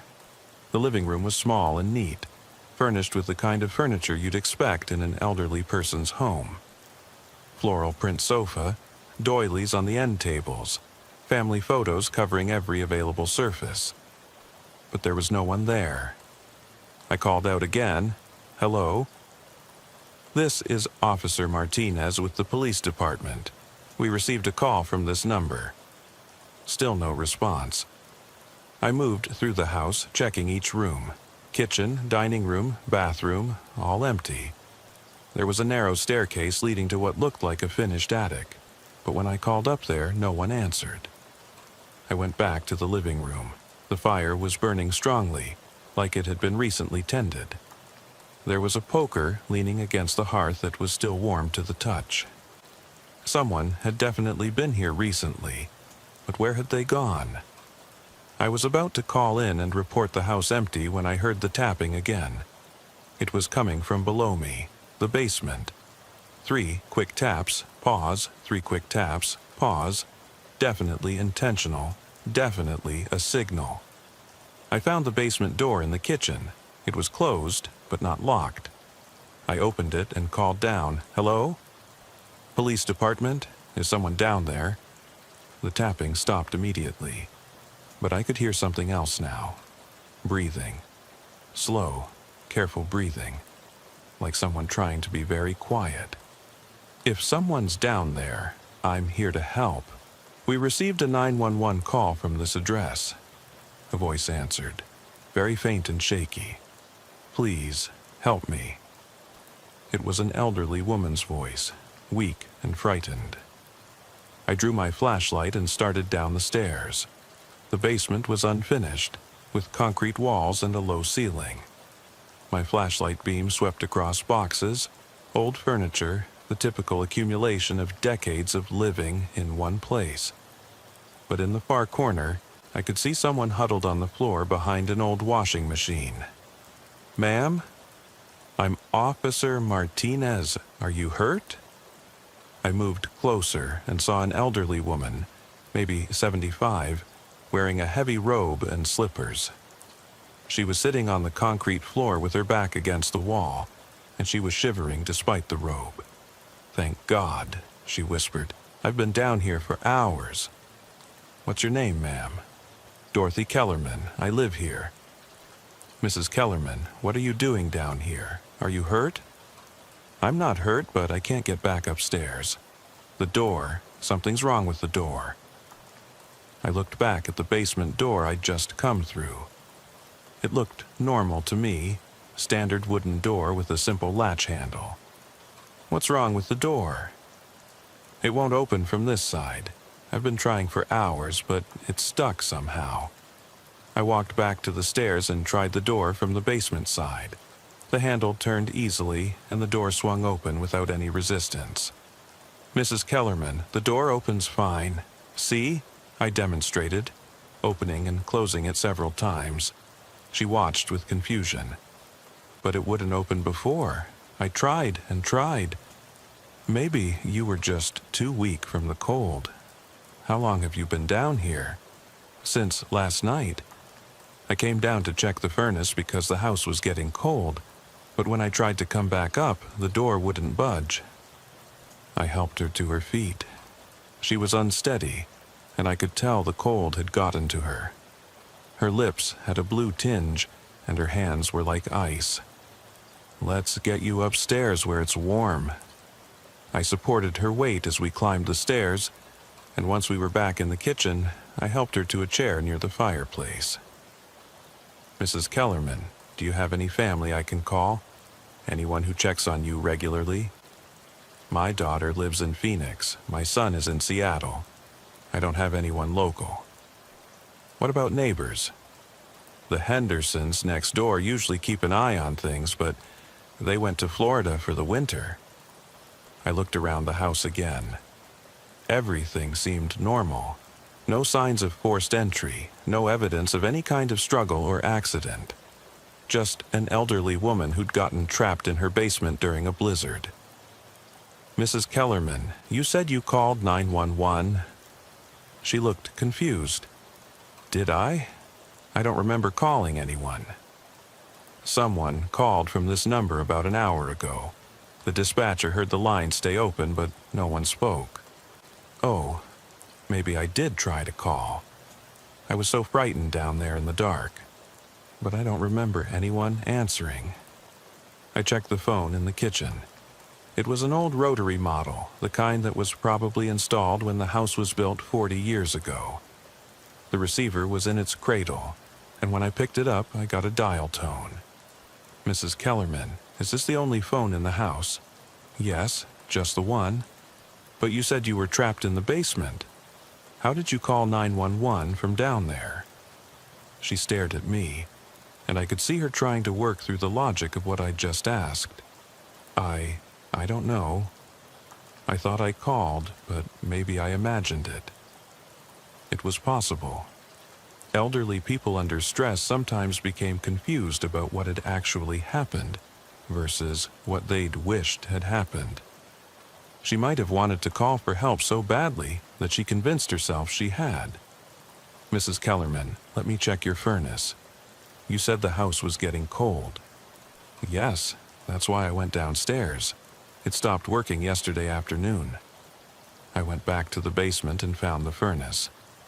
It was an old oil-burning unit, probably 30 years old. When I checked the controls, I found the problem immediately. Someone had turned off the main power switch. It wasn't a mechanical failure. The furnace had been deliberately shut off. I flipped the switch back on, and the furnace rumbled to life. But that raised a new question. If Mrs. Kellerman had gone down to check on the furnace, why hadn't she noticed that it was simply turned off? And more importantly, who had turned it off in the first place? I went back upstairs and found Mrs. Kellerman sitting exactly where I'd left her, staring into the fire. Mrs. Kellerman, your furnace is working now. Someone had turned off the power switch. Turned it off? Why would anyone do that? I don't know. Do you remember turning it off for any reason? No, I never touched those controls. I don't understand how they work. Is there anyone else who has access to your house? A handyman, maybe a cleaning service? No, nobody like that. I take care of everything myself. But as I looked around the house more carefully, I started noticing things that didn't quite fit. The fire in the fireplace was burning too well for something an elderly woman would have built herself. The logs were positioned perfectly for maximum heat output, and there was kindling arranged in a way that suggested someone who really knew what they were doing.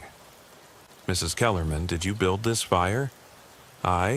Yes, I think so. When the heat went out, I thought the fireplace might help. When did you build it? Before I went to the basement, maybe around midnight. But that was impossible. If she'd been trapped in the basement since midnight and it was now almost 5 a.m., the fire should have died down to embers by now. This fire looked like it had been built or at least tended much more recently. Mrs. Kellerman, I need to ask you something, and I want you to think carefully before you answer. Has anyone else been in your house tonight?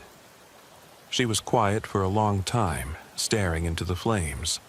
Then, very quietly, I don't know. What do you mean? Sometimes I hear things. Footsteps upstairs when I'm down in the kitchen. Doors closing when I'm sure I left them open. I thought it was just the house settling. Or maybe my imagination. How long has this been going on?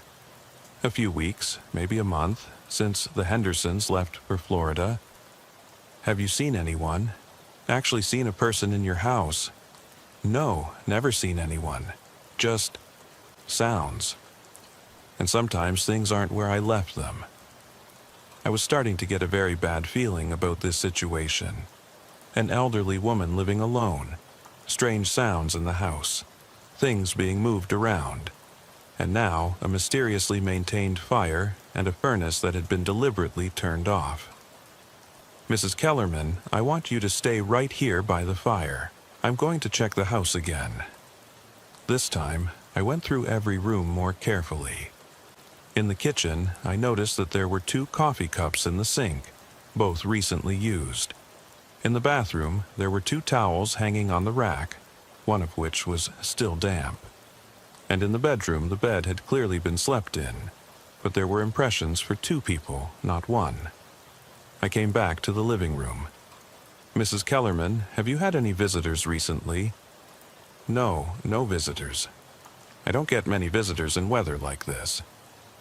What about before the storm, in the past week or so? Well, there was the young man who came about the furnace.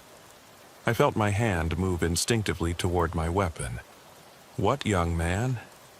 He said he was from the gas company. He needed to check the furnace for safety reasons.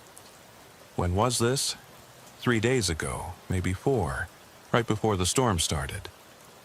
Did you call the gas company to have your furnace checked? No, he just showed up. Said it was routine maintenance. Mrs. Kellerman, what did this man look like? Oh, he was very nice, maybe 30, 35, clean-cut, polite. He had a clipboard and everything. Did he show you any identification? I think so. He had a uniform shirt with a logo on it. How long was he here? About an hour. He spent most of the time in the basement checking all the equipment. I felt my stomach tighten. A stranger had been in her house 3 days ago, had spent time alone in the basement where I'd found Mrs. Kellerman trapped, and now her furnace had been deliberately turned off during a blizzard. Mrs. Kellerman, after he left, did you notice anything missing or out of place? Well, now that you mention it, I did notice that the spare key was missing. What spare key? I keep a spare house key hidden under a flower pot on the back porch. After he left, I went to check on it and it was gone. This was escalating from a welfare check to a potential breaking and entering, possibly worse. Someone had been in Mrs. Kellerman's house, had stolen her spare key, and was apparently coming and going as he pleased. Mrs. Kellerman, I need you to think very carefully. Tonight, when you went to the basement, are you absolutely certain the door worked normally? She was quiet for a long moment, concentrating. You know, now that I think about it, when I first tried to open the door, it seemed fine, but then it wouldn't open anymore, like someone had done something to it from the other side. What do you mean? Like maybe someone had blocked it somehow, or was holding it shut. The implications of what she was saying hit me like a physical blow. If someone had been in the house while she was in the basement, if they had deliberately trapped her down there during a blizzard, then this wasn't just breaking and entering. This was attempted murder. I radioed for backup, but with the storm still raging, I knew it would be at least an hour before anyone could get there. I was on my own. Mrs. Kellerman, I want you to stay right here by the fire. Don't move. Don't answer the door for anyone except another police officer. Do you understand? Yes, but why? What's wrong? I think someone may have been in your house tonight. Someone who shouldn't be here. I drew my weapon and started a systematic search of the house. This time, I wasn't just looking for signs that someone had been there. I was looking for signs that someone might still be there. The kitchen yielded more clues. The back door was unlocked, and when I examined it closely, I could see that the lock had been recently lubricated. The person with Mrs. Kellerman's spare key had been using it regularly. Upstairs, I found what I was looking for. The attic access was in the ceiling of the small bedroom, and the ladder was pulled down. When I climbed up and swept the space with my flashlight, I found a makeshift living area. Sleeping bag, portable camping stove, several days' worth of food and water. And most disturbing of all, dozens of photographs of Mrs. Kellerman taken from inside her house. Pictures of her sleeping, eating, watching television.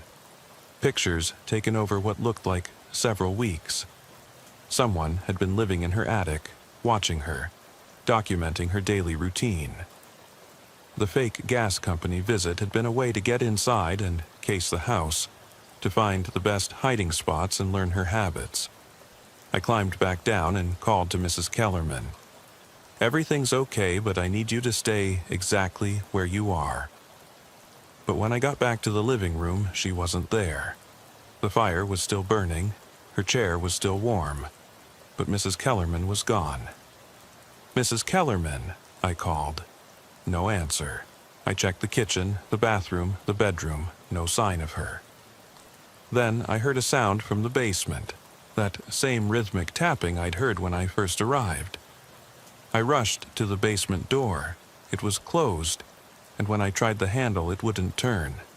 Someone had jammed it from the other side. "Mrs. Kellerman, can you hear me?" The tapping stopped, and I heard her voice, much weaker now. "Help me, please." But there was another voice, a man's voice, too quiet for me to make out the words. Someone was down there with her. I put my shoulder against the door and pushed hard. Whatever was blocking it gave way, and the door flew open. I rushed down the stairs, weapon drawn. Mrs. Kellerman was back in the same corner where I'd found her before, but this time she wasn't alone. A man was crouched next to her, and he had something in his hand that caught the light from my flashlight. A knife. "Police, drop the weapon." He looked up at me, and I could see his face clearly for the first time. Thin, pale, with dark hair, and the kind of eyes that suggested he hadn't slept normally in quite a while. He was wearing work clothes and had a name tag that said, "Tom, Gas Company." "She was supposed to die quietly," he said, his voice eerily calm. "The cold was supposed to take her gradually, but she's tougher than she looks. Drop the knife and step away from her. Do you know how long I've been watching her? Weeks, learning everything about her. When she sleeps, what she eats, who visits her. Nobody visits her. Nobody would have missed her until spring." Mrs. Kellerman was conscious but clearly in shock. She was staring at the man like she couldn't quite believe what was happening. "Why?" I asked, keeping my weapon trained on him. "Why her? She was perfect. Old, alone, no family nearby. This house was perfect too, isolated, surrounded by empty lots. I could have lived here for months after she was gone and nobody would have known." "So, you've been living in her attic." "Just for a few weeks while I planned everything out. The furnace was the key. Turn it off during a blizzard, and everyone would assume she died of hypothermia. Natural causes, no investigation. But she didn't die. No, she's tougher than I thought. When I heard you knocking on the door, I had to improvise. Trapped her in the basement while I figured out what to do. And what did you figure out?" He smiled, and it was one of the most chilling expressions I'd ever seen. That sometimes plans have to change. Sometimes accidents happen during home invasions. He raised the knife, but I was ready for him. 2 shots, center mass. He dropped immediately. Mrs. Kellerman was unharmed physically, but the psychological trauma took months to heal. She moved in with her daughter in Phoenix a week after the incident, leaving the house empty. As far as I know, it's still empty. Nobody wanted to buy a house where something like that had happened. The man's name was Thomas Brennan, and he turned out to be a legitimate gas company employee who had been using his job to scout potential victims. The company had no idea what he was doing. He would volunteer for calls in neighborhoods with elderly residents, then use the access to case houses and identify vulnerable targets. Mrs. Kellerman was his third intended victim. The first two had died exactly as he'd planned. Apparent hypothermia during power outages that he'd arranged. Both deaths had been ruled accidental, and nobody had ever connected them to the gas company visits that had preceded them. The 911 call that brought me to Mrs. Kellerman's house had indeed been made by her, but not in the way anyone expected. Brennan had rigged the phone in the basement to automatically dial 911 if the receiver was lifted, as a way to create an alibi for himself. He planned to be long gone by the time police arrived, leaving behind what would look like an elderly woman who had died trying to call for help. But Mrs. Kellerman had survived longer than he'd expected, and the storm had delayed his planned departure. When I arrived earlier than he'd anticipated, he'd been forced to improvise. First, trapping her in the basement, then planning to make her death look like a home invasion gone wrong. The case made me realize how vulnerable elderly people really are, especially those living alone. Someone like Thomas Brennan could watch them for weeks, learning their routines, identifying their weaknesses, all while appearing to be a helpful service worker. It also made me understand that 911 hang-ups aren't always what they seem.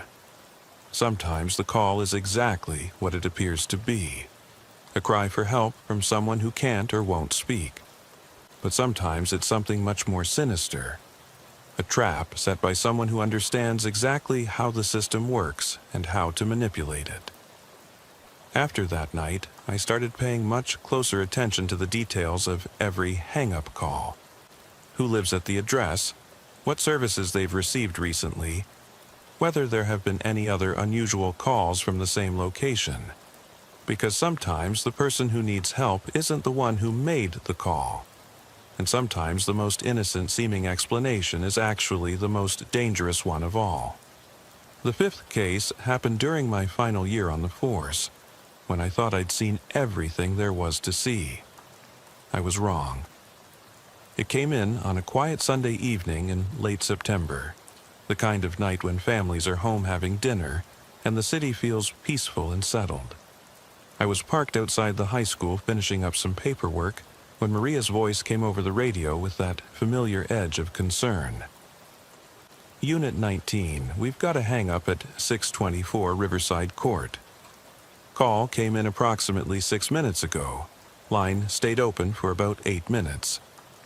Dispatcher reports hearing what sounded like children's voices, possibly playing, and maybe a television in the background. Multiple callback attempts unsuccessful. Riverside Court was in the newer section of town, where young families moved when they wanted good schools and safe neighborhoods. It was the kind of street where kids rode bicycles on the sidewalks, and parents felt comfortable letting them play outside until dark. 624 was a 2-story colonial with a large front yard and a swing set visible in the back. There were lights on throughout the house, and I could see what looked like a minivan and an SUV in the driveway. I parked behind the SUV and walked up to the front door. Before I could knock, I heard exactly what Maria had described. Children's voices, laughing and talking, coming from somewhere inside the house. It sounded normal, happy, the kind of sounds you'd expect from a house with kids on a Sunday evening. I rang the doorbell and heard it chime inside. The children's voices continued, but I didn't hear any adult footsteps coming to answer the door. I rang again and knocked. Police department, we received a call from this address. The children's voices stopped abruptly, like someone had just turned off a television. But then I heard something else, whispering, urgent, hushed conversation between what sounded like multiple people. Hello? I called louder. Police department, we got a 911 call from this number. A woman's voice answered from somewhere inside. Just a minute, please. I waited, but the minute stretched into several minutes. I could hear movement inside the house, but it sounded strange. Not like normal walking around, more like people moving carefully, trying to be quiet. Finally, the door opened about halfway. A woman appeared, maybe mid-30s, with brown hair pulled back in a ponytail. She was wearing jeans and a sweater, looked perfectly normal except for her eyes. They were wide, alert, like someone who was trying very hard to appear calm. "Officer, I'm sorry to keep you waiting. I was getting the children settled." "Ma'am, we received a 911 call from this address. Is everything okay here?" "A 911 call?" "No, we didn't call anyone. Are you sure you have the right address?" "Yes, ma'am. The call definitely came from this number. What's your name?" "Jennifer Walsh. This is my house." "Is your husband home, Mrs. Walsh?" "No, he's traveling for work. It's just me and the kids tonight." I could still hear children's voices from inside the house, but they were much quieter now, like they were trying not to be heard. "How many children do you have?" "3, 2 boys and a girl." "Mrs. Walsh, one of your children may have accidentally called 911. It happens sometimes when kids are playing with the phone." "Oh, that's probably what it was. I'm sorry if they bothered anyone." "It's no problem. Can I speak with them briefly, just to let them know that 911 is only for emergencies?" She hesitated, and I saw her glance back into the house. "They're eating dinner right now. Could we do this another time?" "It'll just take a minute, Mrs. Walsh. I really don't think it's necessary. I'll talk to them myself about the phone." Something about her reluctance to let me see the children was bothering me. In my experience, most parents were happy to let police officers talk to their kids about safety issues. "Mrs. Walsh, I'd really like to speak with them. Standard procedure for 911 hang-ups involving children." She was quiet for a moment, and I could see her thinking.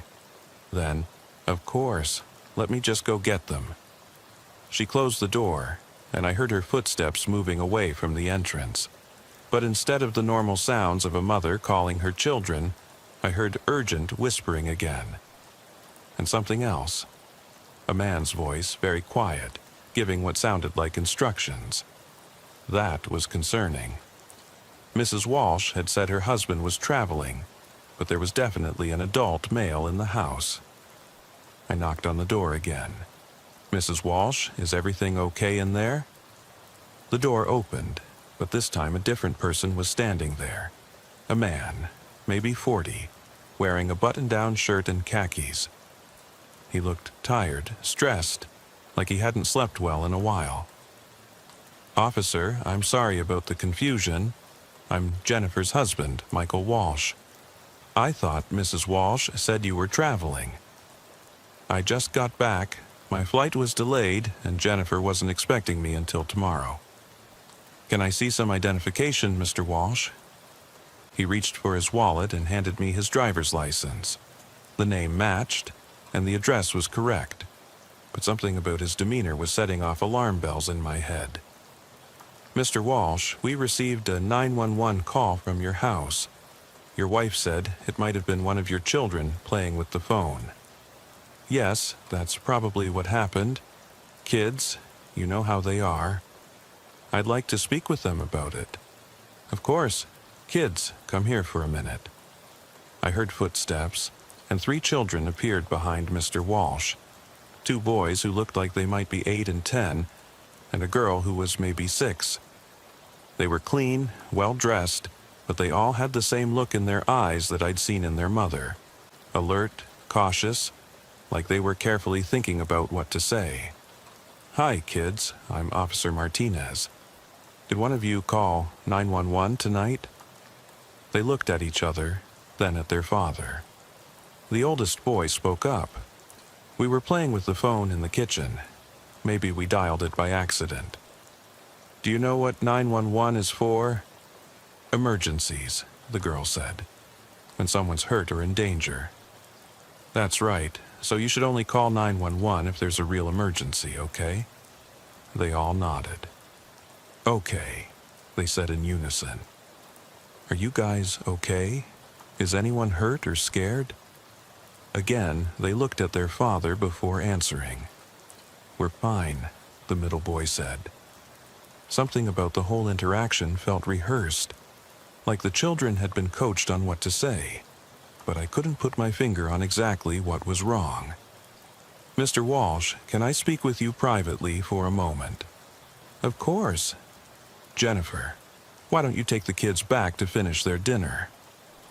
Mrs. Walsh appeared and ushered the children away from the door. Mr. Walsh stepped outside and closed the door behind him. "Mr. Walsh, I have to ask, is there some kind of problem in your house tonight?" "What do you mean?" "Your wife seemed very nervous when I first got here.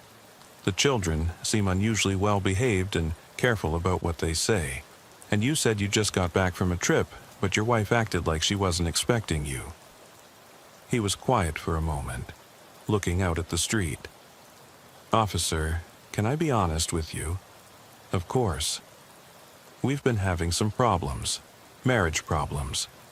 Jennifer and I are probably going to separate, and the kids are picking up on the tension.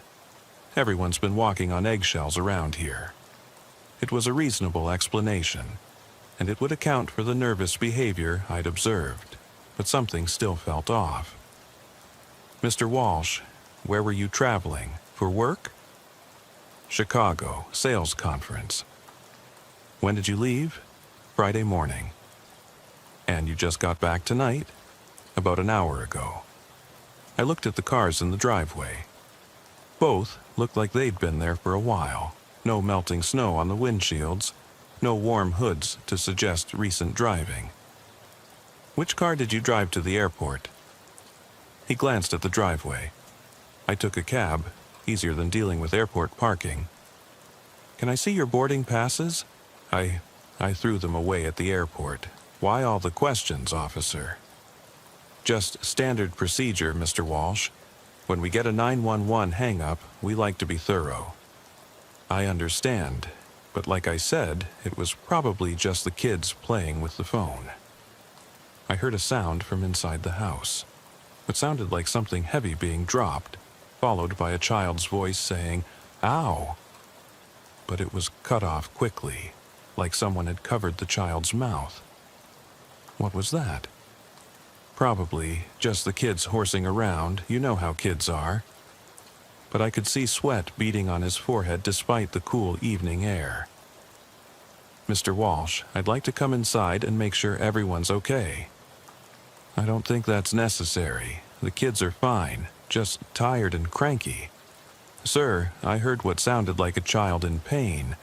I need to verify that everyone's safe." "Officer, I appreciate your concern, but this is our home. Unless you have a warrant." "Mr. Walsh, I don't need a warrant to conduct a welfare check. Someone in your house called 911, and I have a responsibility to make sure everyone's safe." He looked like he was about to argue further, but then the door opened behind him. Mrs. Walsh appeared, and she looked even more nervous than before. "Michael, maybe we should just let the officer come in. It's fine." Mr. Walsh looked at his wife, and I saw something pass between them. Not a look of love or concern, but something else. Fear, maybe, or warning. "Of course," he said. "Come on in, officer." I followed them into the house. The living room was neat and well furnished, with children's toys scattered around in a way that looked deliberately casual. But I noticed that some of the toys looked like they'd been hastily placed there. A teddy bear sitting perfectly upright on the couch, blocks arranged in a too-neat pile on the coffee table. "Where are the children now?" "Upstairs getting ready for bed," Mrs. Walsh said. "Can I see them?" "They're probably in the bath right now, maybe in a few minutes." I looked around the room more carefully. On the mantel above the fireplace were family photos, the Walshes and their 3 children at various ages, vacation pictures, school photos. But something about the pictures was bothering me. In the older photos, the family looked happy, relaxed. But in the more recent ones, everyone looked tense, forced, like they were trying too hard to appear normal. "Mrs. Walsh, how long have you lived in this house?" "About 5 years. We moved here when Tommy started kindergarten." And you both work? Michael's in sales, like he said. I'm a nurse at the hospital. Which hospital? Presbyterian. I work in pediatrics. I made a mental note of that. If she really was a nurse, that would be easy to verify. Mrs. Walsh, can I ask you about the 911 call? When the dispatcher kept the line open, she could hear children's voices for several minutes. But when I arrived, you said your husband was traveling, and it was just you and the kids. She glanced at her husband. I was confused. Like Michael said, I wasn't expecting him back tonight. But the call came in about an hour ago. If he just got home an hour ago, then he would have arrived right around the time the call was made. I guess that's right. The timing was probably just a coincidence. I heard footsteps upstairs, but they sounded heavy. Too heavy for children. Are all 3 of your children upstairs? Yes, they're getting ready for bed. Mr. Walsh, you said you just got back from Chicago. Do you have any luggage? He pointed to a small carry-on bag sitting by the front door. Just that? For a 3-day business trip? I travel light. I walked over to the bag. It was expensive leather, well made, but it looked brand new, like it had never been used before. Mr. Walsh, can you tell me the name of the hotel you stayed at in Chicago? The Marriott. Downtown. Which Marriott? There are several downtown. I don't remember the exact name. Something with center in it, I think. I was becoming more and more convinced that something was seriously wrong in this house. Michael Walsh's story about the business trip didn't add up. The children seemed coached, and both adults were exhibiting signs of extreme stress. Mr. and Mrs. Walsh, I'm going to need you to call your children downstairs. Officer, they're really tired. It's been a long day. Call them down now, please. Mrs. Walsh looked at her husband, then called up the stairs. Kids, can you come down here for a minute? We waited, but there was no response. Kids, she called again, louder this time. Still nothing. But I could definitely hear movement upstairs, and it sounded like more than 3 children. I'm going to go upstairs and check on them. No, Mr. Walsh said too quickly. I mean, they might not be dressed. Let me go get them. Sir, I need you to stay right here. I started toward the staircase, but Mr. Walsh moved to block my path. Officer, this is my home. You can't just go wandering around upstairs without permission. Mr. Walsh, step aside. I want to see a warrant. Sir, I'm conducting a welfare check based on a 911 call from this address. I don't need a warrant. Mrs. Walsh was crying now, quietly but steadily. Michael, just let him go upstairs, please. Jennifer, shut up. The way he said it, the tone of his voice, made my hand move instinctively toward my weapon. This wasn't a husband speaking to his wife about a difficult situation. This was someone giving an order and expecting it to be obeyed. Mr. Walsh, I need you to step away from the stairs. And I need you to get out of my house. I drew my weapon. Sir, hands where I can see them. Whoa, there's no need for that. Hands up now. He raised his hands, but I could see him looking around the room, calculating, like he was considering making a run for it. Mrs. Walsh, are you and your children in danger? She looked at her husband, then at me. Tears were streaming down her face. Please, she whispered. Please help us. What's going on here, Mrs. Walsh? He's not my husband. The words hit me like a physical blow. What? My husband is dead. Michael died 6 months ago in a car accident. This man, I don't know who he is. He just showed up one day and said he was moving in. The man I'd been talking to, the man who'd been calling himself Michael Walsh, laughed. Actually laughed. You should have kept your mouth shut, Jennifer. Where are the real children?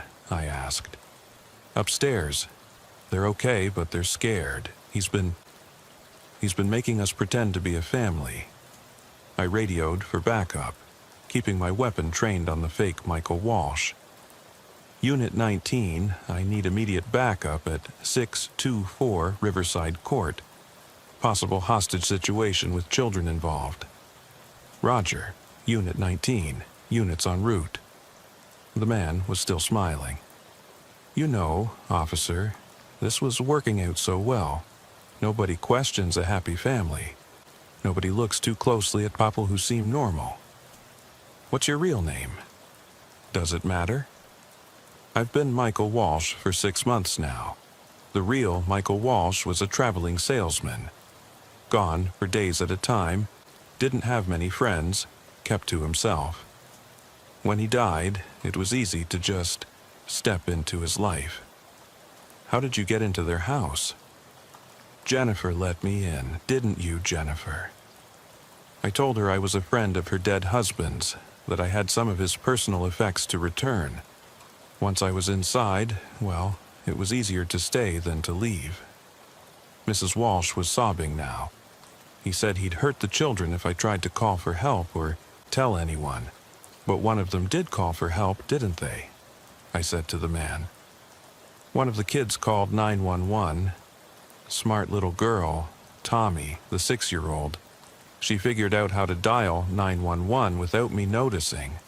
But she got scared when the dispatcher answered and hung up. So you coached everyone on what to say when the police arrived. Had to.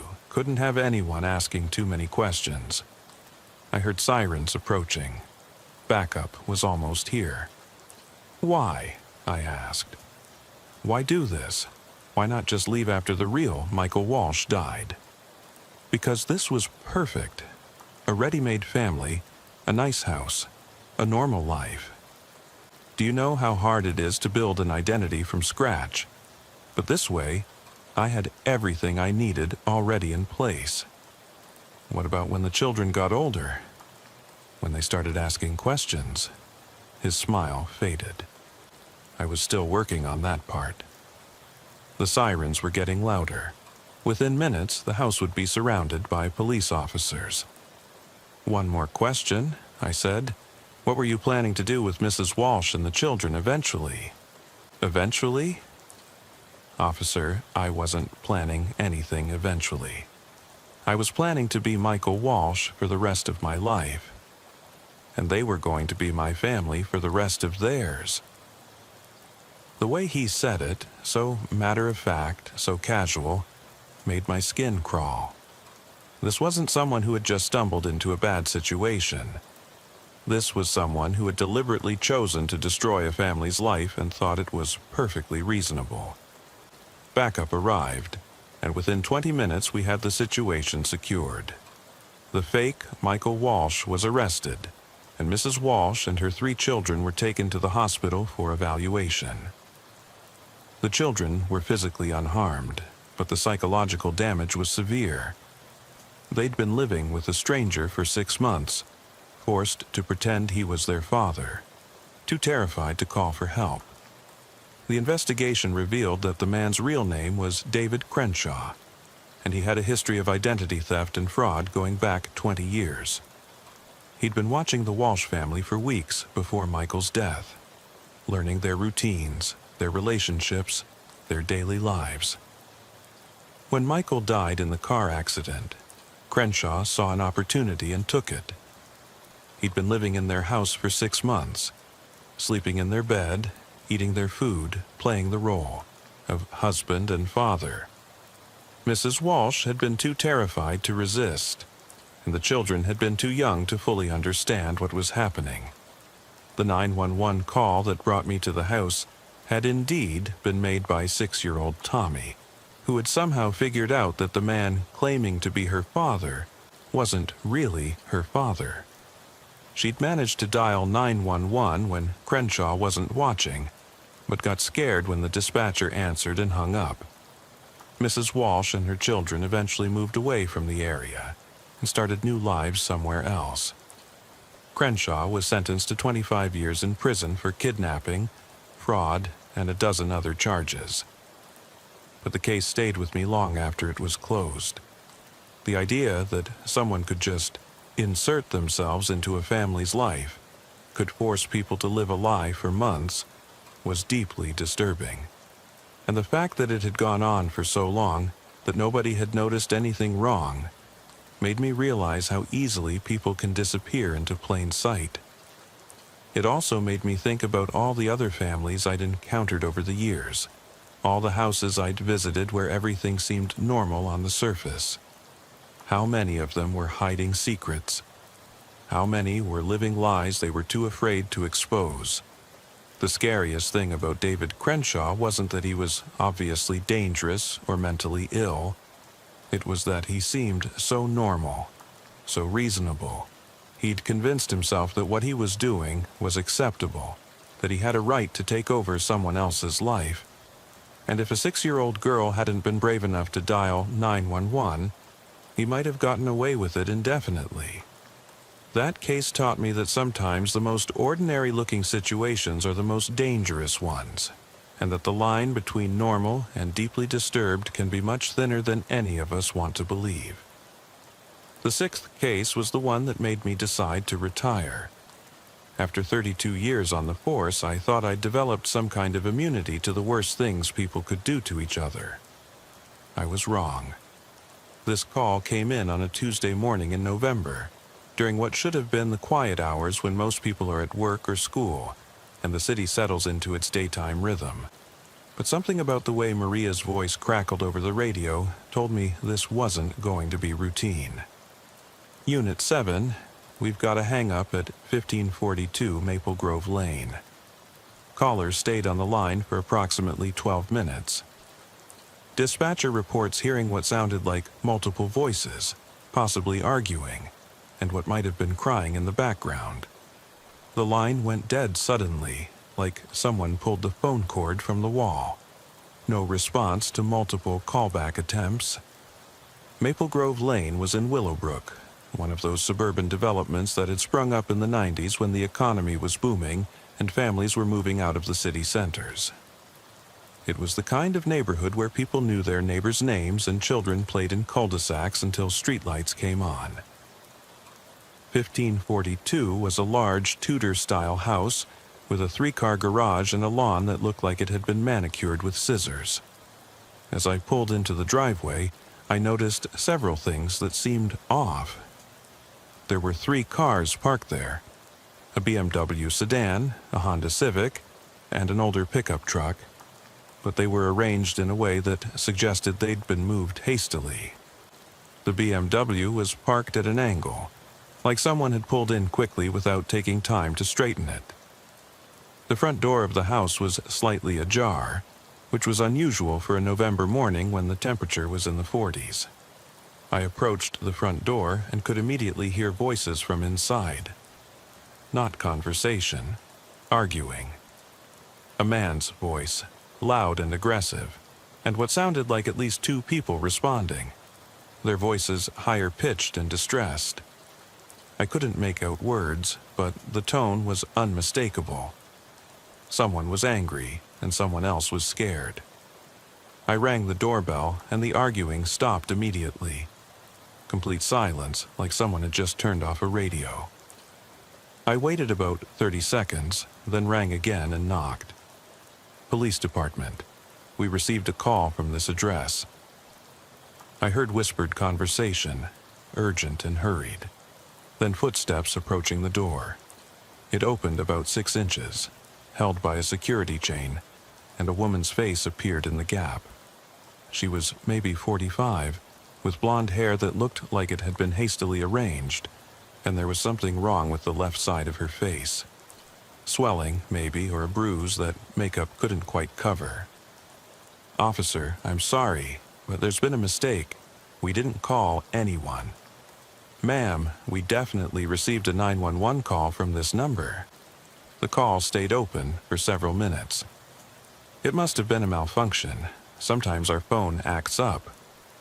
I could hear voices again from somewhere deeper in the house. Quieter now, but still tense. "Ma'am, what's your name?" "Carol." Carol Patterson. Mrs. Patterson, is your husband home? She hesitated. No, he's at work. But I could clearly hear a man's voice from inside the house, speaking in low, urgent tones. Ma'am, I can hear a man talking inside. If your husband isn't home, who is that? Her face went even paler. That's our son. He's visiting for the week. How old is your son? 28. Mrs. Patterson, are you safe? Is anyone in the house threatening you or hurting you? No, everything's fine, really. We just had a small disagreement about family matters. But even as she said it, I could see her eyes darting back into the house, like she was afraid of being overheard. Ma'am, I'm going to need you to open the door so I can verify that everyone's safe. I can't do that right now. We're not dressed appropriately for company. Mrs. Patterson, someone in this house called 911.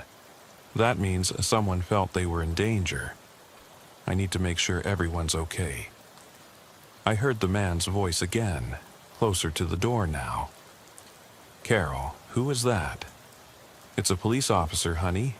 He says someone called 911. Tell him it was a mistake and send him away. There was something about the man's tone that made my hand move instinctively toward my weapon. It wasn't the voice of a son talking to his mother. It was the voice of someone giving orders and expecting them to be obeyed. Mrs. Patterson, I need to speak with the man inside. He's busy right now. Maybe you could come back later. Ma'am, I'm not leaving until I verify that everyone in this house is safe. The door closed, and I heard urgent, whispered conversation. I could make out some of the words now. What did you tell them? Nothing, I swear. If you're lying, I'm not lying, please. The door opened again, this time without the security chain. A man appeared beside Mrs. Patterson. He was tall, maybe 6'2", with dark hair and the kind of build that suggested he worked out regularly. He was wearing jeans and a flannel shirt, and he had the kind of eyes that seemed to be constantly calculating, assessing threats. Officer, I'm sorry about the confusion. I'm David Patterson, Carol's son. We were having a family discussion that got a little heated, and my mother accidentally bumped the phone off the hook. Mr. Patterson, the 911 call lasted 12 minutes. That's a long time for an accidental dial. We have an old phone system. Sometimes when the receiver gets knocked off, it takes a while for the line to disconnect. It was possible, I supposed, but something about his explanation felt rehearsed. Can I see some identification, Mr. Patterson? Of course. He reached for his wallet and handed me his driver's license. The name matched what he'd told me, but the address was in California, not local. You're visiting from California? That's right. I'm here for about a week, helping my mother with some family business. What kind of business? He glanced at Mrs. Patterson before answering. My father passed away recently. We're going through his affairs, sorting out the estate. I'm sorry for your loss. When did he pass away? About a month ago. Mrs. Patterson was standing very still, very quiet, but I could see tears forming in her eyes. Mrs. Patterson, are you okay? She nodded, but didn't speak. Can you tell me about your husband's death? He had a heart attack, very sudden.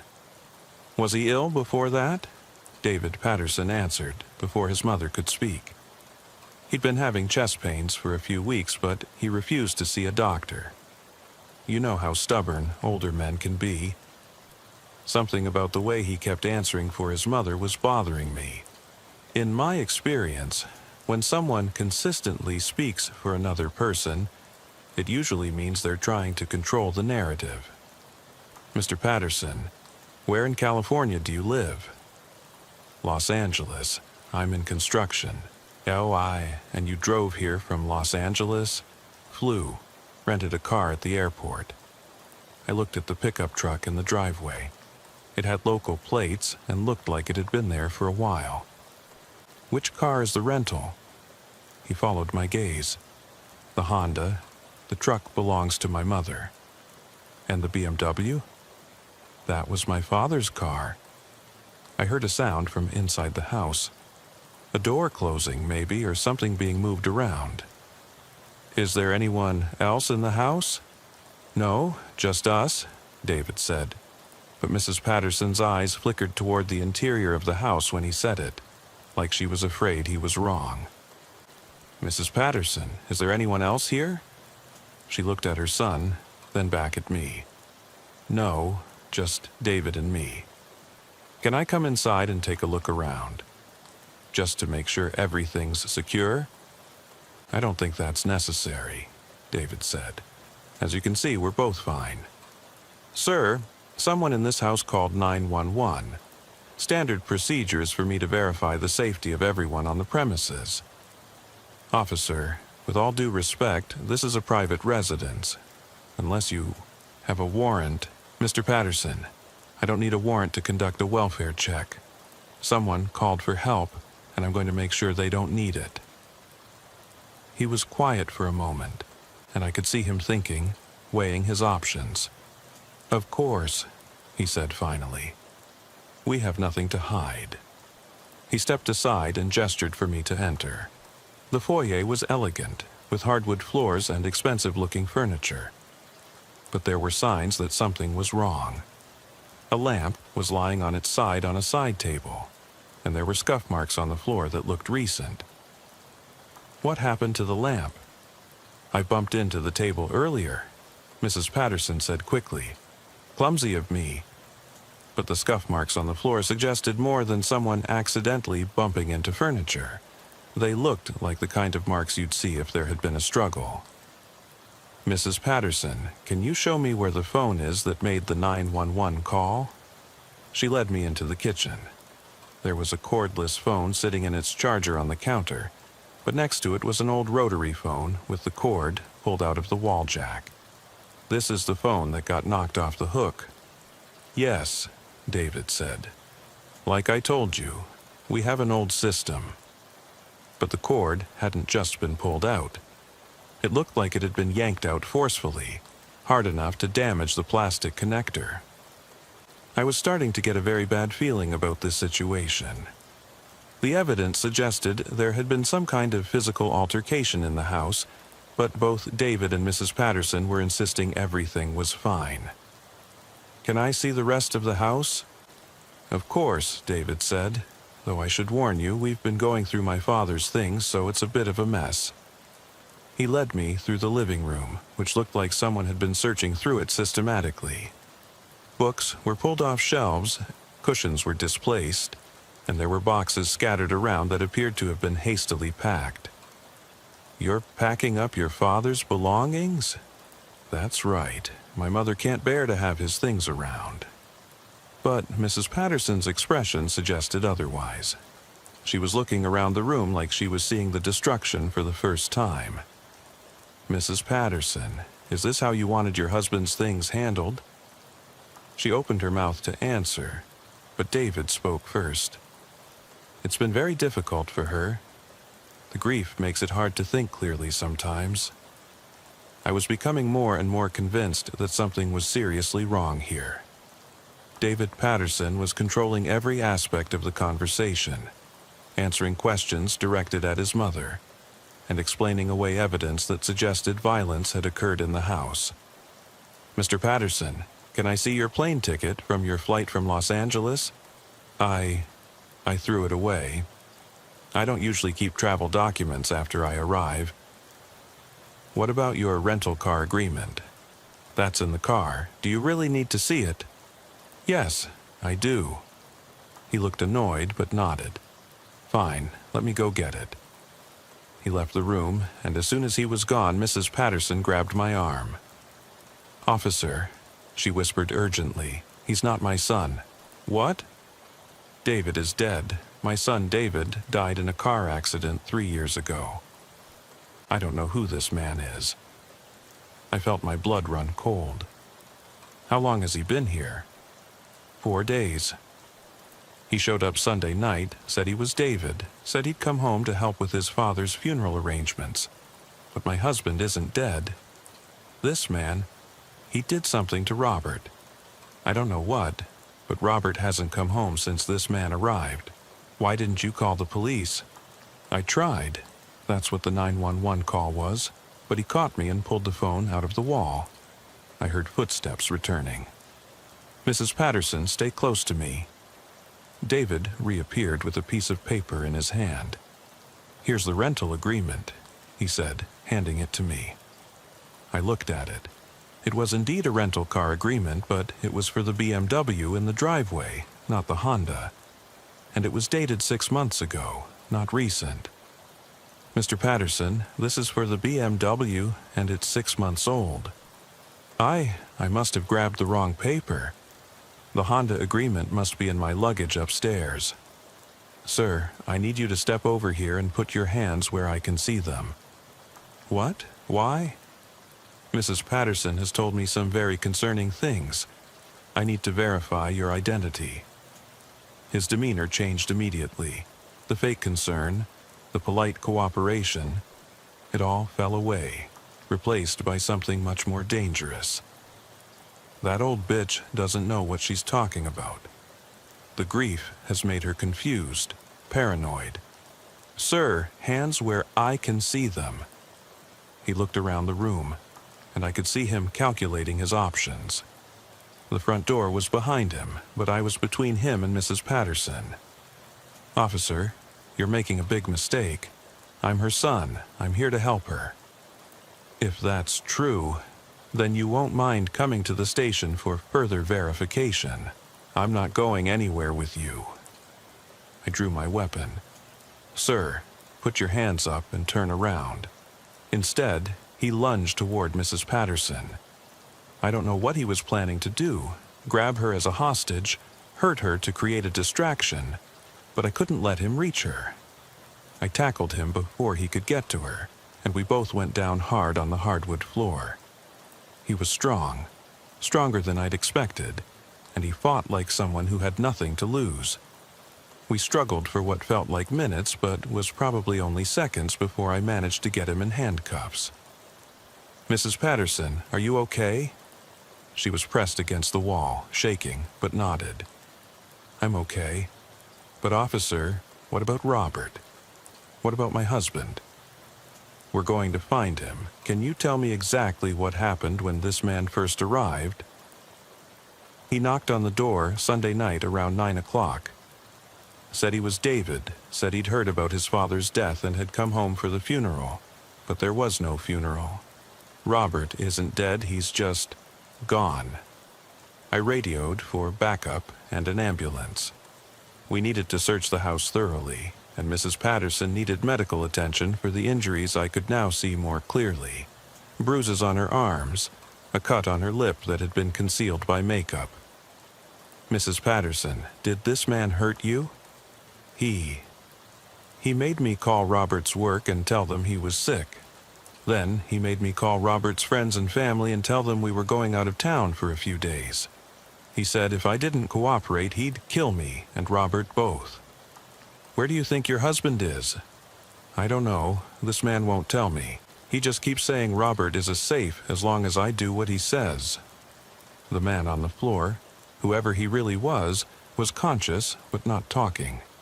He glared at me with the kind of hatred that suggested he was culpable of much worse than what we'd already seen.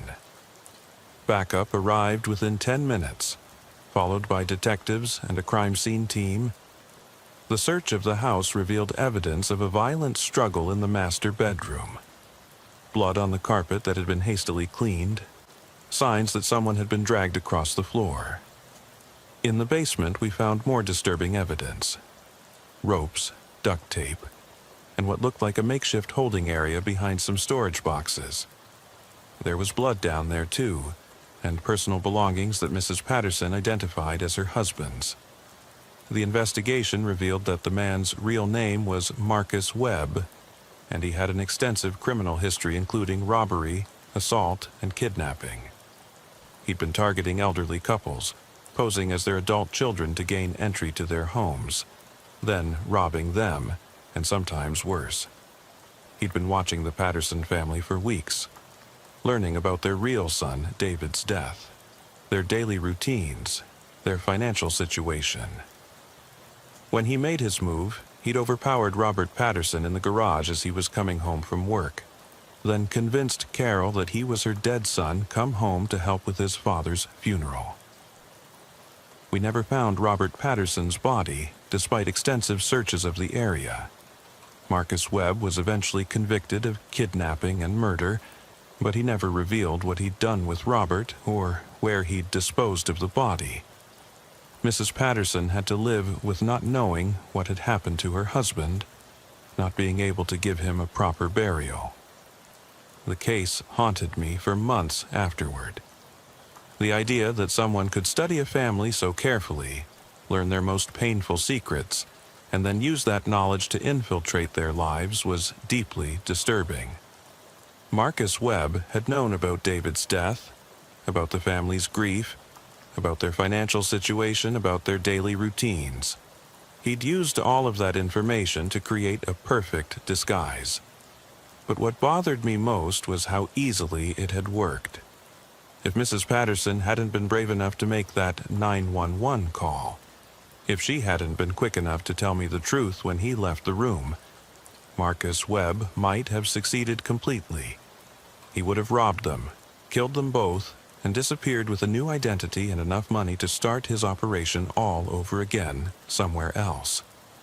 The case made me realize how vulnerable we all are to people who are willing to study us, to learn our weaknesses and exploit them. Most of us live our lives assuming that the people who claim to be our friends, our family members, our service providers are who they say they are. We don't question a son who comes home for his father's funeral, or a grandson who visits his grandparents, or a utility worker who needs to check the meter. But Marcus Webb proved that assumption can be deadly. He'd built his entire criminal career on understanding that people want to trust, want to believe that someone claiming to be family is telling the truth. He'd learned to mimic grief, to fake concern, to project exactly the kind of emotions that would make people lower their guard. That was my last major case before I retired. After 32 years of seeing the worst things people could do to each other, Marcus Webb was the one who finally broke me. Not because of the violence, though that was horrible enough, but because of the calculation behind it, the cold-blooded way he'd studied a grieving family and decided to use their pain against them.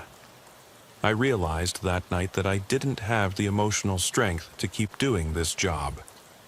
Every 9/11 hang-up call from then on would make me wonder if I was walking into another Marcus Webb situation.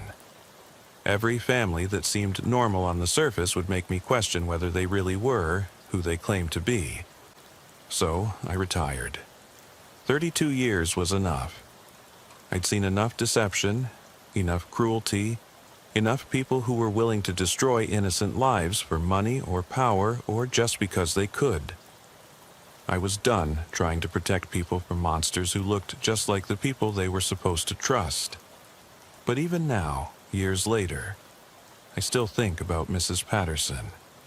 I hope she found some peace, some way to move on from losing both her husband and her sense of safety in her own home. I hope she learned to trust again, to believe that not everyone who claims to care about her is lying. And I think about all the other families out there living their lives, assuming they're safe, not knowing that someone might be watching them, studying them, learning their vulnerabilities. Because Marcus Webb wasn't unique. There are others like him out there, patient and smart and willing to spend weeks or months preparing the perfect deception. That's the thing about being a police officer for 32 years. You learn that the real monsters aren't the ones who look obviously dangerous. They're the ones who look exactly like the people you're supposed to trust most. The seventh and final case was the one that still wakes me up at night, 15 years after I hung up my badge for the last time. It came in during my very last week on the force, when I was already mentally checked out, already thinking about fishing trips and quiet mornings with nothing more dangerous than reading the newspaper. I should have known that the job wasn't going to let me go that easily. The call came in at 11:47 p.m. on a Thursday night in December. Maria's voice over the radio had an edge I'd never heard before, something that made me sit up straighter in the patrol car and turn up the volume. Unit 4, we need you at 3891 Oak Ridge Avenue immediately. We've had multiple hang-up calls from this address over the past 6 hours. 7 calls total, each lasting between 2 and 15 minutes.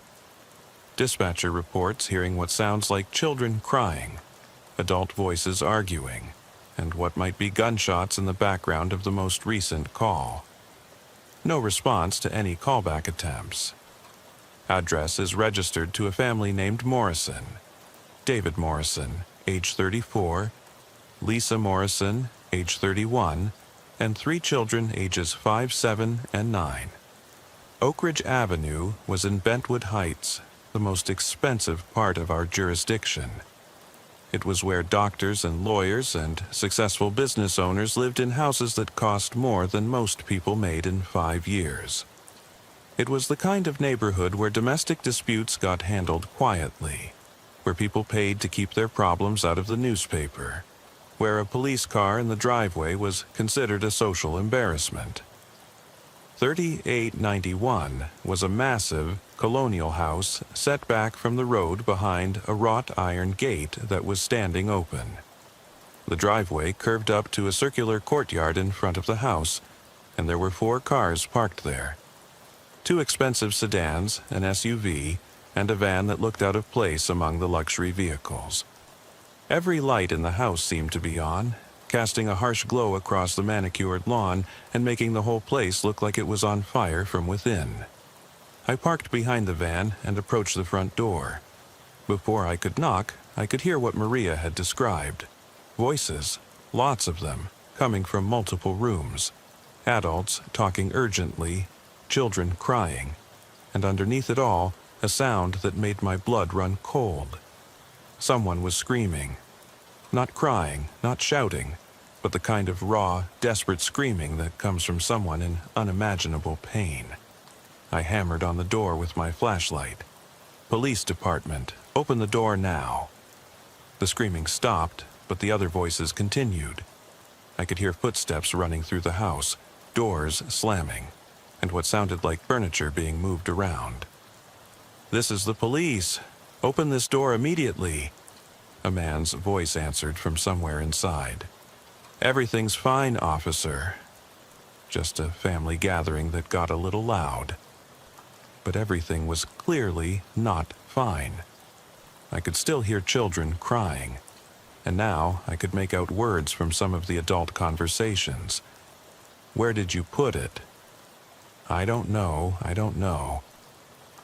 "Check the basement again." What if someone finds out? I tried the door handle. It was locked. But as I was reaching for my radio to call for backup, the door suddenly swung open.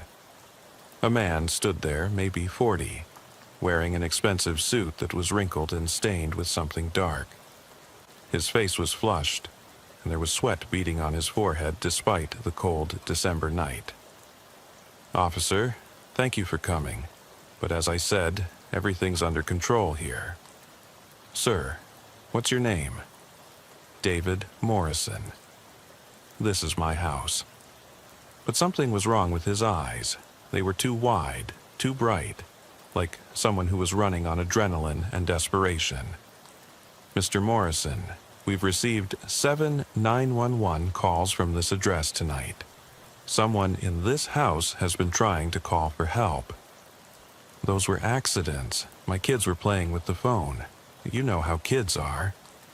I could still hear voices from inside the house, and one of them was definitely not a child. It was a woman, and she was pleading, "Please, I have children. Please don't do this. Mr. Morrison, I need to come inside." "I'm afraid that's not possible. We're having a private family matter, and..." "Sir, step aside or I'll arrest you for obstruction." He looked back into the house and I could see him calculating something. Then he stepped aside, but he stayed close to the door like he was ready to slam it shut if necessary. The interior of the house was chaos. The elegant foyer was littered with papers, overturned furniture, and what looked like the contents of several suitcases. There were people moving around in multiple rooms. I could see at least 4 adults and hear children's voices from upstairs. "Mr. Morrison, who else is in the house?" "Just family. My wife, my children, my brother and his family. We're having an early Christmas gathering." But the woman I could hear pleading didn't sound like she was at a family Christmas party. She sounded terrified. "I need to see everyone who's in this house." "Officer, this really isn't necessary. As I said, it's just a family gathering that got a little emotional." I walked further into the house, and what I saw made me draw my weapon. In the living room, there were 3 adults sitting on the floor with their hands zip-tied behind their backs. A woman in her 30s was crying silently, blood running from her nose. A man about the same age was unconscious, his head lolling to one side. An elderly woman was rocking back and forth, mumbling something I couldn't understand. "Mr. Morrison, what the hell is going on here?" But he was already moving, reaching for something under his jacket. I had my weapon trained on him before he could draw whatever he was going for. "Hands where I can see them, now." "Officer, you don't understand the situation here." "Then explain it to me." Another man appeared from the kitchen, and this one was definitely armed. He had a pistol in his hand, but he wasn't pointing it at me. He was pointing it at the people on the floor. "David, what are you doing? Get rid of him." I'm trying, but he won't leave. I radioed for backup, keeping my weapon trained on both men. "Unit 4, I need immediate backup at 3891 Oak Ridge Avenue. Multiple hostages, at least 2 armed suspects." "Roger, Unit 4, all available units responding." The second man, the one with the gun, looked at David Morrison with disgust. This wasn't part of the plan. "I know, but what was I supposed to do? He was going to come in anyway. You should have handled it better." I could hear children crying upstairs, and the sound was getting louder. Someone up there was very scared. "Both of you, drop your weapons and get on the ground." "Officer," David Morrison said, "I think there's been a misunderstanding. These people, they're not victims, they're criminals. We caught them breaking into our house. With their hands zip-tied, while you're holding guns on them? We had to restrain them until the police arrived." But the woman on the floor was shaking her head frantically. "That's not true," she managed to say through her tears. "They broke into our house, and they killed my husband." "Shut up," the armed man said, waving his gun at her. The pieces were starting to come together in my mind, and the picture they formed was horrifying. These weren't homeowners who had caught burglars. These were the burglars, and they had invaded someone else's house, murdered the husband, and were holding the family hostage. "Where are the children?" I asked.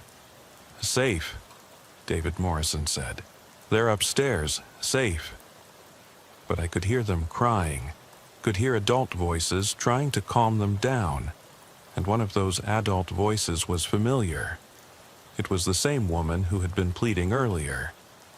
"I'm going upstairs to check on the children." "No, you're not," the armed man said, raising his pistol toward me. I had about 2 seconds to make a decision. I could wait for backup, try to negotiate, hope that these men would see reason. Or I could act now, while I still had some element of surprise. I chose to act. 2 shots, center mass, to the man with the gun. He went down immediately. David Morrison reached for his weapon again, but I was faster. Another 2 shots, and he crumpled next to his partner. The house went completely silent except for the children crying upstairs. I rushed to the people on the floor, checking their restraints, making sure they were okay. "How many children are upstairs?" I asked the woman. "3. My 3 children. There's a woman up there too. She's been trying to keep them calm." "Anyone else in the house?" "I don't know. These men, there were 4 of them originally. I don't know where the other 2 are." I heard sirens approaching. Backup was almost here, but I couldn't wait to check on the children. If there were 2 more armed men in the house, those kids were in immediate danger. I climbed the stairs, weapon drawn, listening carefully for any sound that might indicate where the remaining suspects were. The children's crying was coming from a room at the end of the hall, and I could hear a woman's voice trying to soothe them. The first 2 bedrooms I checked were empty, but they'd been ransacked. Drawers pulled out, mattresses overturned, clothes scattered everywhere. These men had been searching for something. The 3rd bedroom was where I found them. 2 more men, both armed, standing over a woman who was huddled in a corner with 3 children clinging to her. The children looked like they'd been crying for hours. Their faces were red and streaked with tears, and they were shaking with terror. "Police, drop your weapons." Both men spun toward me, raising their guns. I fired before they could get a clean shot, dropping the first one immediately. The second one got off a round that splintered the door frame next to my head before I put him down too. The woman and children were screaming now, but they weren't hurt. I holstered my weapon and approached them slowly, hands visible. "It's okay, I'm a police officer. You're safe now." The woman looked up at me with eyes that had seen too much. "Are they dead? All of them?" "The ones in the house are. Ma'am, what's your name?" "Sarah Chen. These are my children, Amy, Michael, and Kevin." "Is this your house?" "Yes, those men. They broke in around dinner time. They killed my husband when he tried to fight them off. They've been holding us here for hours, searching for something." "What were they looking for?" "I don't know. They kept asking about money, about where David kept his safe, about bank accounts. But we don't have anything like what they were talking about." Backup arrived, and within minutes the house was full of police officers, paramedics, and crime scene investigators. The 4 dead men were identified as members of a home invasion crew that had been targeting wealthy families across 3 states. They would study their victims for weeks, learning their routines, their financial situations, their family structures. Then they would strike when the family was most vulnerable. But this time, something had gone wrong. The family they'd targeted, the Chens, weren't as wealthy as the criminals had believed. David Chen wasn't a drug dealer or money launderer. He was just a successful accountant who had worked hard to provide a nice life for his family. The criminals had expected to find large amounts of cash or drugs, but instead they'd found a normal family with normal amounts of money. When they realized their mistake, they'd decided to hold the family hostage while they figured out their next move. That's when the 911 calls had started. Sarah Chen had managed to dial 911 multiple times throughout the evening, but the criminals had caught her each time and hung up before she could speak. The investigation revealed that the 4 men had been responsible for at least 12 similar home invasions over the past 2 years. In most cases, they'd left no witnesses. The Chen family had survived only because David Chen had hidden his family in a panic room when the invasion started, and because Sarah Chen had been brave enough to keep trying to call for help, even when she knew it might get her killed. David Chen's body was found in the garage. He'd been shot 3 times while trying to protect his family. He'd bought them enough time to hide, but it had cost him his life. The case closed quickly. 4 dead suspects, clear evidence of home invasion and murder, a surviving family that could testify about what had happened. But something about it bothered me. something I couldn't put my finger until weeks later when I was cleaning out my desk. I found the initial report from that night, and as I read through it, I realized what had been nagging at me. The house number. 3891 Oak Ridge Avenue. I'd been to that address before, years earlier, on another 911 hang-up call. I pulled the old file and read through it, trying to call her son, but kept dialing 911 instead. Her husband had been taking care of her, trying to keep her confusion from becoming a public matter. It had been a sad case, an old man watching his wife slip away from him day by day. But the thing that made my blood run cold was the name. David Morrison. The same name as the man who had answered the door on my final case, the man who claimed to be the homeowner, but was actually one of the home invaders. I did some research and found that David Morrison, the real David Morrison, the elderly man, had died in a nursing home 3 years after my first visit to that house. His wife had died 6 months later. The house had been sold to the Chen family. Somehow, one of the home invaders had known about the Morrison family, had known their names and enough of their history to pose as their son when I arrived. It suggested a level of preparation and research that went far beyond what typical home invasion crews usually did. But I never got the chance to investigate further. I retired the following week, as planned, and turned the case over to the detectives. As far as I know, they never figured out the connection between the Morrison family and the home invaders. But it haunts me. The idea that these criminals had been planning their attack for so long, had researched the property so thoroughly, that they knew about families who had lived there years before.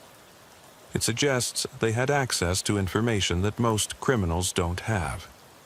Police records, maybe, or real estate files, or hospital records. It makes me wonder how many other crimes have connections that we never see, patterns that cross decades and link seemingly unrelated cases.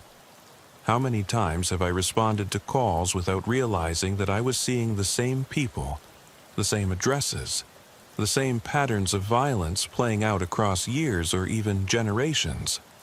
That's what 32 years of police work teaches you, that nothing happens in isolation. Every crime, every call, every act of violence is connected to something else. Sometimes in ways that are obvious, sometimes in ways that only become clear years later when you have the perspective to see the bigger picture. The Chen family survived, physically at least. Sarah Chen and her 3 children moved away from our city, started new lives somewhere else. I hope they found peace, hope the children were able to recover from what they witnessed that night. But I know that kind of trauma leaves marks that never fully heal. And I know that somewhere out there, there are other home invasion crews studying other families, learning their routines, their weaknesses, their secrets. Planning attacks that might not happen for months or years, but that will be devastating when they do. That's why I couldn't stay on the job any longer. Not because of the violence. I'd seen plenty of violence over the years. But because of the calculation behind it, the cold-blooded planning that went into destroying innocent lives. The idea that criminals could study a family for years, could learn everything about their hopes and fears and daily routines, and then use that knowledge to destroy them. After 32 years, I'd seen enough of the darkness that people are capable of. I was ready to spend whatever time I had left trying to forget it, trying to believe that most people are good, that most families are safe, that most 911 calls are just accidents or misunderstandings. But late at night, when I can't sleep, I still think about all the hang-up calls I never solved, all the voices I heard in the background that I couldn't quite identify, all the houses where I accepted the first explanation I was given and walked away, not knowing what was really happening behind those closed doors. I think about the calls that are coming in right now as I write this, the dispatchers who are hearing breathing on the other end of the line, the officers who are driving to addresses where someone is waiting for help that might never come. And I wonder, how many monsters are out there right now, wearing the faces of people we're supposed to trust? How many families are living with secrets they're too afraid to expose? How many children are lying awake in the dark, listening to sounds they don't understand, waiting for someone to notice that something is wrong? The phone calls never really stop. Even after you retire, even after you turn in your badge and try to forget, you still hear them. Late at night, when the world is quiet and your defenses are down, you still hear that sound. The sound of someone breathing on the other end of the line, someone who needs help but can't say the words, someone who is running out of time. That's the curse of being a cop for 32 years. You learn that the silence between the words is often more important than the words themselves. And once you learn to hear that silence, you can never stop listening for it.